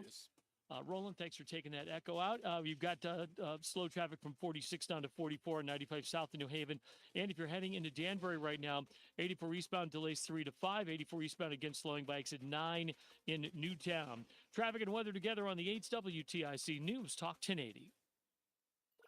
WTIC weather. The weather disturbance slowly moving across the New England states is triggering some showers and thunderstorms. Will stay very humid here the rest of today with a couple of showers and thunderstorms in the area. In fact, any shower or storm can bring a downpour. Today's high temperature in the mid and upper 80s, but cooler while it's actually raining. There'll still be a thunderstorm or two around this evening, then partly cloudy for the overnight hours, muggy with the low of 70. With more of the way of sun tomorrow and less of the way of showers and storms, it'll begin to heat up. It'll stay humid up to near 95 for a high tomorrow afternoon. Staying warm and humid tomorrow night, partly cloudy with the low of 69. Again, hot and humid on Friday, mix of clouds and sun. For the most part, rain-free. A straight thunderstorm cannot be ruled out Friday afternoon. Once again, 95. Very humid this weekend. Intervals of clouds and sunshine Saturday. Pretty good chance for a couple of thunderstorms Saturday afternoon, high 89. We expect some more showers and thunderstorms on Sunday, high 86. I'm Bob Larson of the WTIC Weather Center. And now, a WTIC news update. 80 degrees with heavy rain at 5:30. I'm Dave Mager, WTIC 1080 News. A new line of attack on Vice President Harris from Donald Trump. At a conference in Chicago, Trump falsely questioning Harris's race, asking, quote, is she Indian or is she black? I didn't know she was black until a number of years ago when she happened to turn black, and now she wants to be known as black. So I don't know, is she Indian or is she black? Harris, for the record, is both, and is obviously... Because I'm blackety black, blackety black. ...to the country's largest annual gathering of black journalists. White House Press Secretary Karine Jean-Pierre said, quote, what he just said is repulsive, it's insulting. At almost 400,000 acres, the park fire is the fifth largest in California history. CBS's Ben Tracy reports from Northern California. The park fire has been raging now for an entire week, destroying homes and forcing thousands to evacuate. The weather is going to start rising in temperature. We're going to see the fire grow a little bit. Climate change is making California's wildfire season hotter. Did the top of the hour just come for in the me? Western U.S. and Canada, extreme fire events have increased from 6 in 2003 to 67 in 2023. Officials cite near record levels of dryness. The park fire has destroyed about 360 buildings. It started when a burning car was pushed into a gully. One man is under arrest. There are fears of an all-out Middle East war after the top political leader of Hamas was killed in Tehran. Israel is being blamed for the attack. It could halt Gaza ceasefire talks. CBS's Deborah Potter reports. Things were already at an impasse. Israeli Prime Minister Benjamin Netanyahu toughened his stance on a ceasefire and hostage deal, and that has made things even more difficult. And this could definitely have a negative effect on those ongoing negotiations. No change in interest rates for now. Closing bell report brought to you by Bouvier Insurance. The Dow closed up 99 points. S&P was plus 86. NASDAQ was up 452 points. Sports, fourth inning, Red Sox and Mariners tied at 1. It's on AM 1080. Yankees beat the Phillies 6-5 for their fifth straight win. Twins over the Mets 8-3. Yard Goats at Reading tonight. Women's soccer at the Olympics. U.S. beat Australia 2-1. Men's basketball, U.S. 103, South Sudan 86. The Americans advance to the quarterfinals. For more, check out WTIC.com. I'm Dave Mager, WTIC 1080 News. Captain Eric Lawrence was training Afghan soldiers when his truck was hit by an IED. I was on a way from Kandahar to Kalat, hit an IED that just took the truck and threw it up in the air and slammed it on the ground. I knew at first that I got hurt pretty bad because I couldn't move my legs. I sat home alone for months. And I didn't want that anymore. I wanted to go back to work. I was hesitant at first, because I didn't work for a good year. I want to be a productive person. I don't want to be a drain on society. I want to be a positive thing in society. PVA helped me write my resume, got me a job interview. I got the job. Helping veterans like Eric is what we've done for over 65 years. Paralyzed Veterans of America, paving access for veterans' employment through Operation PAVE. For more information, visit pva.org. A public service message from Paralyzed Veterans of America. Can you tell if this burger contains bacteria that could cause kidney failure? Listen. You can't see it either. Use a food thermometer to be sure you've cooked meat and poultry to a bacteria-killing temperature. Raw or undercooked meat may contain bacteria that can make you very sick, or worse. Roughly 3,000 Americans will die from food poisoning this year, but you can keep your family safer. Check your steps at foodsafety.gov. Brought to you by the USDA, HHS, and the Ad Council. 30 seconds. We will not be an easy target. We will never roll over and let pain plan our day, or let an ache tell us what we can and cannot do. We will not linger on the sofa, ask somebody else to bring us the mail, or take the parking space closest to the door. But what we will do is take action. We will plan ahead. We will protect our bodies and fight back by moving. Lace up our sneakers and grab our tennis rackets. We will bowl. We will do our morning laps and bike ride through Saturday afternoon. We will walk our dogs around the block. We will pass up the elevator and proudly take the stairs. Because arthritis can't beat us if we beat it first. For Todd Feinberg, don't forget, check me out, ReeseOnTheRadio.com. My Sunday show is on the Odyssey app. Airs here on Sundays at 1 if the Red Sox are not playing, and at 6 if they, 5 if they are. So you can check that out every Sunday. It's always a new show, no edited old shows and whatnot. You get the actual show, an actually produced show with new stuff. And I will be talking about, I will be going in. I'm going to get all the audio. I'm going to get it all. I may even do it tomorrow on this whole India thing. It's just, somebody was in the chat room. I think Craig was saying that, having to check. So I don't want to check anybody. I just want the integrity of what we do here. I want it to be based on not sound bites. It's the way that I work. And that's on me. So what I do here is separate from anything else. But, when you have a news story, and that's what we do here, we react to what the news is. And we saw this with Bloodbath. We saw this with very fine people. And this was repeated ad nauseum. It took Snopes some 7 years to change that on the website. They wouldn't even touch it. They knew the audio was there, wouldn't touch it. So it lives in infamy until somebody decides to correct the record. When it's no longer when it's only convenient to them. When it no longer can be used and everybody knows, oh, yeah, you know what? My bad. Can you imagine any newspaper waiting 7 years for a correction? It's unheard of. Back to the phones. Oh, sorry. Back to the BPS Traffic Center we go with Mark Christopher. I got to play the audio when we get back. Hello, Mark. Hey, Reese, thank you very much. Well, if you're heading into Hartford right now, obviously a very heavy shower moving through. That's slow and traffic down 84 eastbound, delays 44 up to into the downtown tunnel. Westbound 84 is tied up approaching the Bulkley Bridge out to 44 Prospect Oakwood. Southbound 91 delays 33 to 32. Again, 27 down to 28. Still moving pretty well. Northbound 91, a little slow between 23 and 24 in Rocky Hill with the heavy rain. After that, pretty good ride up into Windsor. 291, 384, that looks good east of the river. 2 eastbound, moving well, Glastonbury into Marlboro. Heading into Middletown, that looks okay on 9 in the Aragodi Bridge. 9 northbound delays, 32 in Berlin up to exit 34 in New Britain. If you're traveling into Waterbury, 84 eastbound delays 17 to 18. 84 eastbound in Danbury, tight 3 to 5. Then again, some slow traffic, 84 eastbound by 8 in Danbury. More slow traffic in Newtown, 10 up to exit 11. South 95 New Haven, tight 46 to 44. Traffic and weather together on the 8th WTIC News Talk 1080. WTIC weather. Thunderstorms in the area as we begin this evening. They're headed eastbound after the storms leave. Partly cloudy overnight, very humid at a low of 70. Hot and humid tomorrow, good deal. Sun high 95 and partly cloudy tomorrow night, low 69. Again, hot and humid Friday, mixed sun and clouds. Could be a thunderstorm Friday afternoon.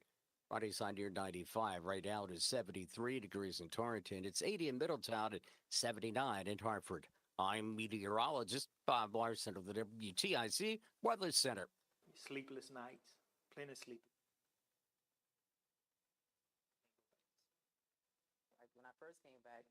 it was kind of weird because like when I would be driving and a traffic light would go out or a light in the road would go out, that would kind of make me nervous because I'm thinking that at any second now something's going to explode. I mean, that destruction. I mean, that's something that stay with you, and it surfaces. Normal reactions to an abnormal experience. Military life and combat trauma can have a lasting effect on your mental health. If you or a family member are having trouble coping, remember you're not alone. It takes courage to ask for help. An anonymous self-assessment is available online and by phone. Take the first step to healing. Visit militarymentalhealth.org or call 877-877-3647. What if you integrity? Don't mince words. How much jeopardy is the economy in? The experience. 2 journalists have been captured making this run. The world-class original reporting of 60 Minutes every weeknight. General, you are talking about building a country.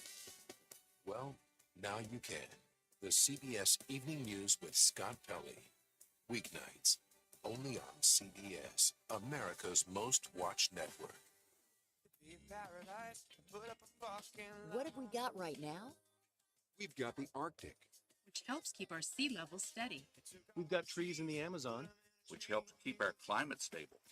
We've got freshwater streams and rivers, which means your kids and grandkids will have drinkable water. Today, all this is in danger of disappearing. Don't wait till it's gone. Protect the future of nature. Visit worldwildlife.org.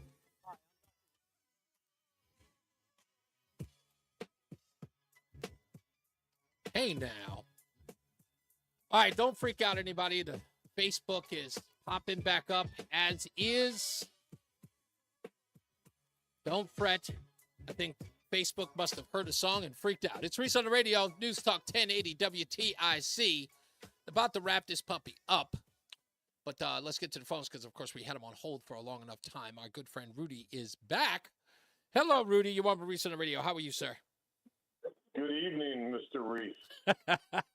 How are you, sir? No, I'm all right. I just got to work. But one thing about that Ebony Magazine article. Yeah.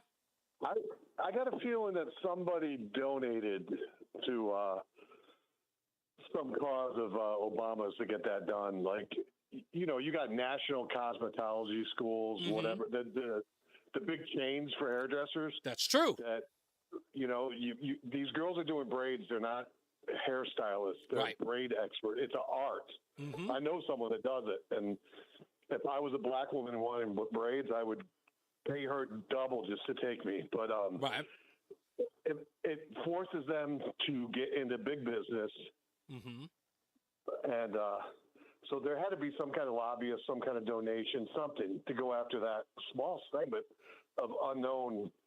I mean, it's usually someone in their basement, in their house somewhere. Yeah, it's exactly. It's although I did see, and it was interesting because I almost feel like, that's weird thing, like when you buy a car, all of a sudden you see more of it. Like you see more of your car for some odd reason. It's just the way that it works. So it's like you buy a Hyundai Sonata, all of a sudden you see Hyundai Sonatas everywhere. You just notice them. Yeah. And I think when the article came out, I started to, for some odd reason, started recognizing black hairdressers everywhere, African hairdressers everywhere. And I was noticing that, and I even started asking a couple of women, hey, how is this, is this affecting your business that these girls have to go to this particular class and get these licenses? She goes, I've had girls quit because they just can't come up with the money. So combining that with that caller, I think 2 callers before you went to the news break. Yeah. And I don't understand why it's on the app and we're doing traffic, because most of the people are probably listening to the Red Sox in their car. But I don't get that. But you had a caller talking about during COVID and the small businesses and this and that. Yeah. And it's before. I'm going to give two things. It was before COVID, and it's the Democrats and the Green parties that are big business that are hurting little businesses. Right. Because, they want to give all this renewable energy to the big guys. They're not asking you and I to build a windmill and here's a grant for our technology. Right. They're pumping money now. I mean, they financed Tesla to get where they did, and they're financing Ford. But it wasn't Republicans, because down here we were opening restaurants when I was hearing daily you were closing restaurants in Connecticut because we didn't close our state to COVID. And it was the Democrat states that did this to the people. And the other example I wanted to give, when you combine that, you got the poor little grader, you got the independent mom and pop stores and restaurants in Connecticut caving, because they can't keep up. But I designed websites when I lived there. I had my own little company, and I hustled. I sold telecom, and I did some marketing for a restaurant delivery service where I would help their website. I would sign up restaurants. I would talk to these restaurants. I'd if they didn't have a website, I'd build the website for them. And I just concentrated on hospitality because that was my background. Right. And I just left a job that tripled in size during and since COVID. And it's an independent mom and pop place. But the state hit me just before I left. It was 2017. Yeah. And it was effective 2018. It was a $500 fee. For internet services? Listen to this. To have a special sales tax certificate. And I had to start charging sales tax on website design. And it was like, if you design websites in Connecticut, it's not the full sales tax. It's like somewhere around 3 or 4%. And you got to get that certificate that every restaurant and business has that charges sales tax, that you're certified. And it was a $500 money grab. Plus, you had to collect the money now. Oh, and then you had to make the payments. And I'm like, I'm just a little guy building websites for little mom and pop restaurants. Yeah, right. I got around it. I mean, it's a hustle, but you're making a good living, and then it's another way to sort of like, hey, we need our cut. And you know what I did? What'd you do? I made them 1099 me as their web manager. There you go. Yeah. What's the name? What do you call it? Subcontractor.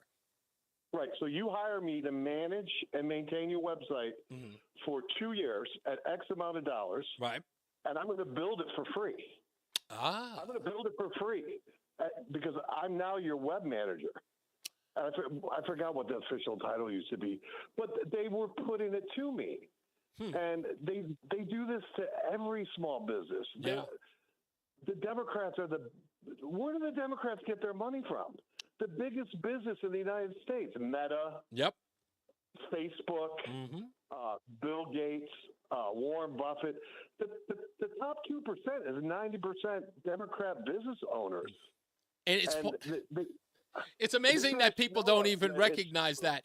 And the squeeze of I find so astonishing that these small businesses, like the crushing of these small businesses, there's no talk about there was nothing in that article that talked about subsidizing those folks at all. Right. And of course, the only big businessmen that, you hear Trump's tax breaks for the billionaires. Right.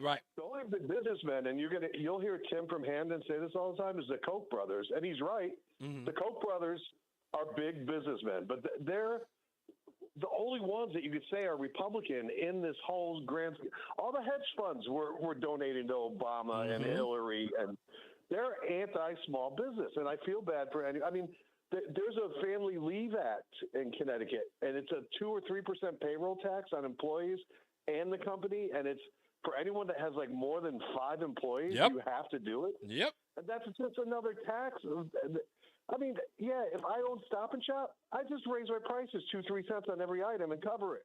Exactly. But if you're a little mom and pop place with 2 trucks doing plumbing, how do you compete against a big plumbing company that does $20 million a year in business, and you're just a 2-man crew doing $1 million a year in business? If you're lucky. Now you're taking 3% here, 3% there. And they did this to veterinarians, too. They started charging sales tax back then on veterinarians. So your dog's checkup every year got sales tax. And they wanted to take pharmaceuticals out of the veterinarian offices. And it was a twofold thing because kids were breaking in and stealing the drugs because all the habits, and you know how bad the drug habit up in the Northeast is. Oh, like yeah. meth heads. Oh, yeah. In the Southwest, too. They were forcing us to. They're forcing you. The federal government just did it. You can't go to Tractor Supply and get antibiotics for your chickens anymore. It's been a year. It was last June. You now have to go to CVS, Walgreens with a prescription from your vet to get any kind of livestock. I will always go to Tom Vilsack as my as the one person who explained to me what the objective of the administration was when it came to the American people. And I'm going to play this. I play this all the time. This was back. But Reese, this is forcing us to go to big businesses for something we didn't used to not have to do. And it's the FDA and the Drug Administration bureaucrats writing these rules. It's not even Congress passing the law. Yeah. Like it's lifetime appointees. Yep. So it's like I don't want to hear it. The Democrats have crushed entrepreneurs and small businesses, and they only help. But this is the point that I'm making, that they want more and more people on the dole. I'm going to play this. Thank you for the call, Rudy. Let me play this real quick before we get up out of here. Thank you, buddy. Let me play this. This was one of these eye-opening things that happened. Tom Vilsack was on MSNBC. And I know if you've listened to Reese on the Radio for the past 10 to 15 years, you've heard me talk about this clip. But all you need is to listen to the people who are in charge. Tom Vilsack, who's a part of this administration today, he is still in Washington. He was the Secretary of the Department of Agriculture. And the Department of Agriculture is responsible for food stamps, the SNAP program. And Tom Vilsack, back in 2012, I believe, was on with MSNBC. And the reporter on MSNBC, a black male, asked Tom Vilsack about the growing number of people who were on the SNAP program, on food stamps. His question, which you will hear, is how are we going to stem the tide of the people who are going on food stamps? In essence, how are we going to get people off food stamps and get them into a job? That was the question. There is nothing to parse here. It's actually what was said. Listen for yourself what Tom Vilsack said to that question. It is epic. I should point out that when you talk about the SNAP program or the food stamp program, you have to recognize that it's also an economic stimulus. Every dollar of SNAP benefits generates $1.84 in the economy in terms of economic activity. If people are able to buy a little more in the grocery store, then someone's got to stock it, shelve it, package it, process it, ship it. All of those are jobs. It's the most direct stimulus you can get into the economy during tough times. So Tom Vilsack, when asked about how are we stemming the tide of people on food stamps, Tom Vilsack and the Obama administration were pushing the idea in the three largest states, California, Texas, and Florida. They were getting people on the ground, going to place after place after place, letting people know how they could get on the program, how to get them on the dole. Tom Vilsack said that. He's not talking about, again, the question was, how are you getting them off the dole? I should point out that when you talk about the SNAP program or the food stamp program, you have to recognize that it's also an economic stimulus. That means it's a good thing, folks. It's a good thing. So, again, I think I'm on the ball. I think that all of this is designed to hurt them. Small businesses. And again, it matters to me because I'm a small business. It matters to me because I'm there. So, good luck.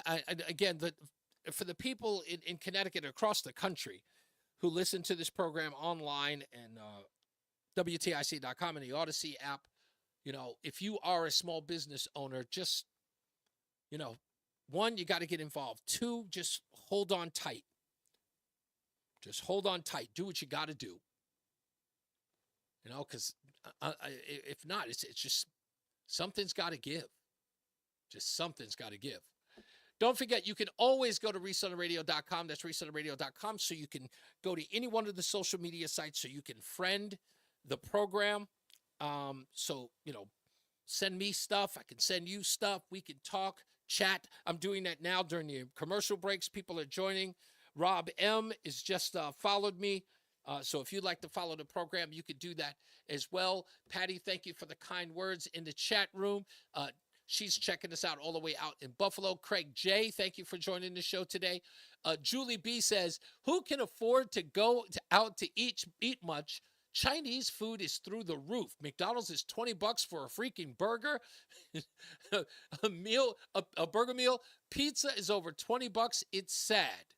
And Julie B. is in Boston, which, that market is crazy for food. I mean, these big cities, as it were, like the ones with all of the great restaurants, New York, and I don't know how anybody's sticking around. I don't know how they're making it. I don't know. I'm glad I don't have to run my business out of New York. I'm glad I don't. I don't know. It would be the worst day ever. Every minute. I would be scared to death. And just listening to that one guy opened up a second restaurant, gets in an Avon and has to close it down. Because you just don't, it's just crushing. It's got to probably do a number on your morale. By the way, if you haven't checked out, and I mean to tell you this, if you haven't checked out the greatest Jenga move of all time, get to ReeseOnTheRadio.com right now. Go to Facebook and go to my page so you can see it. It is, everyone's telling me it's got to be the greatest move in Jenga history. It just has to. I saw that bullshit. What are you talking about? Roland, it was not bull. It was a great, come on, you're going to tell me that wasn't amazing? That was fake. That was AI generated. No, it was not.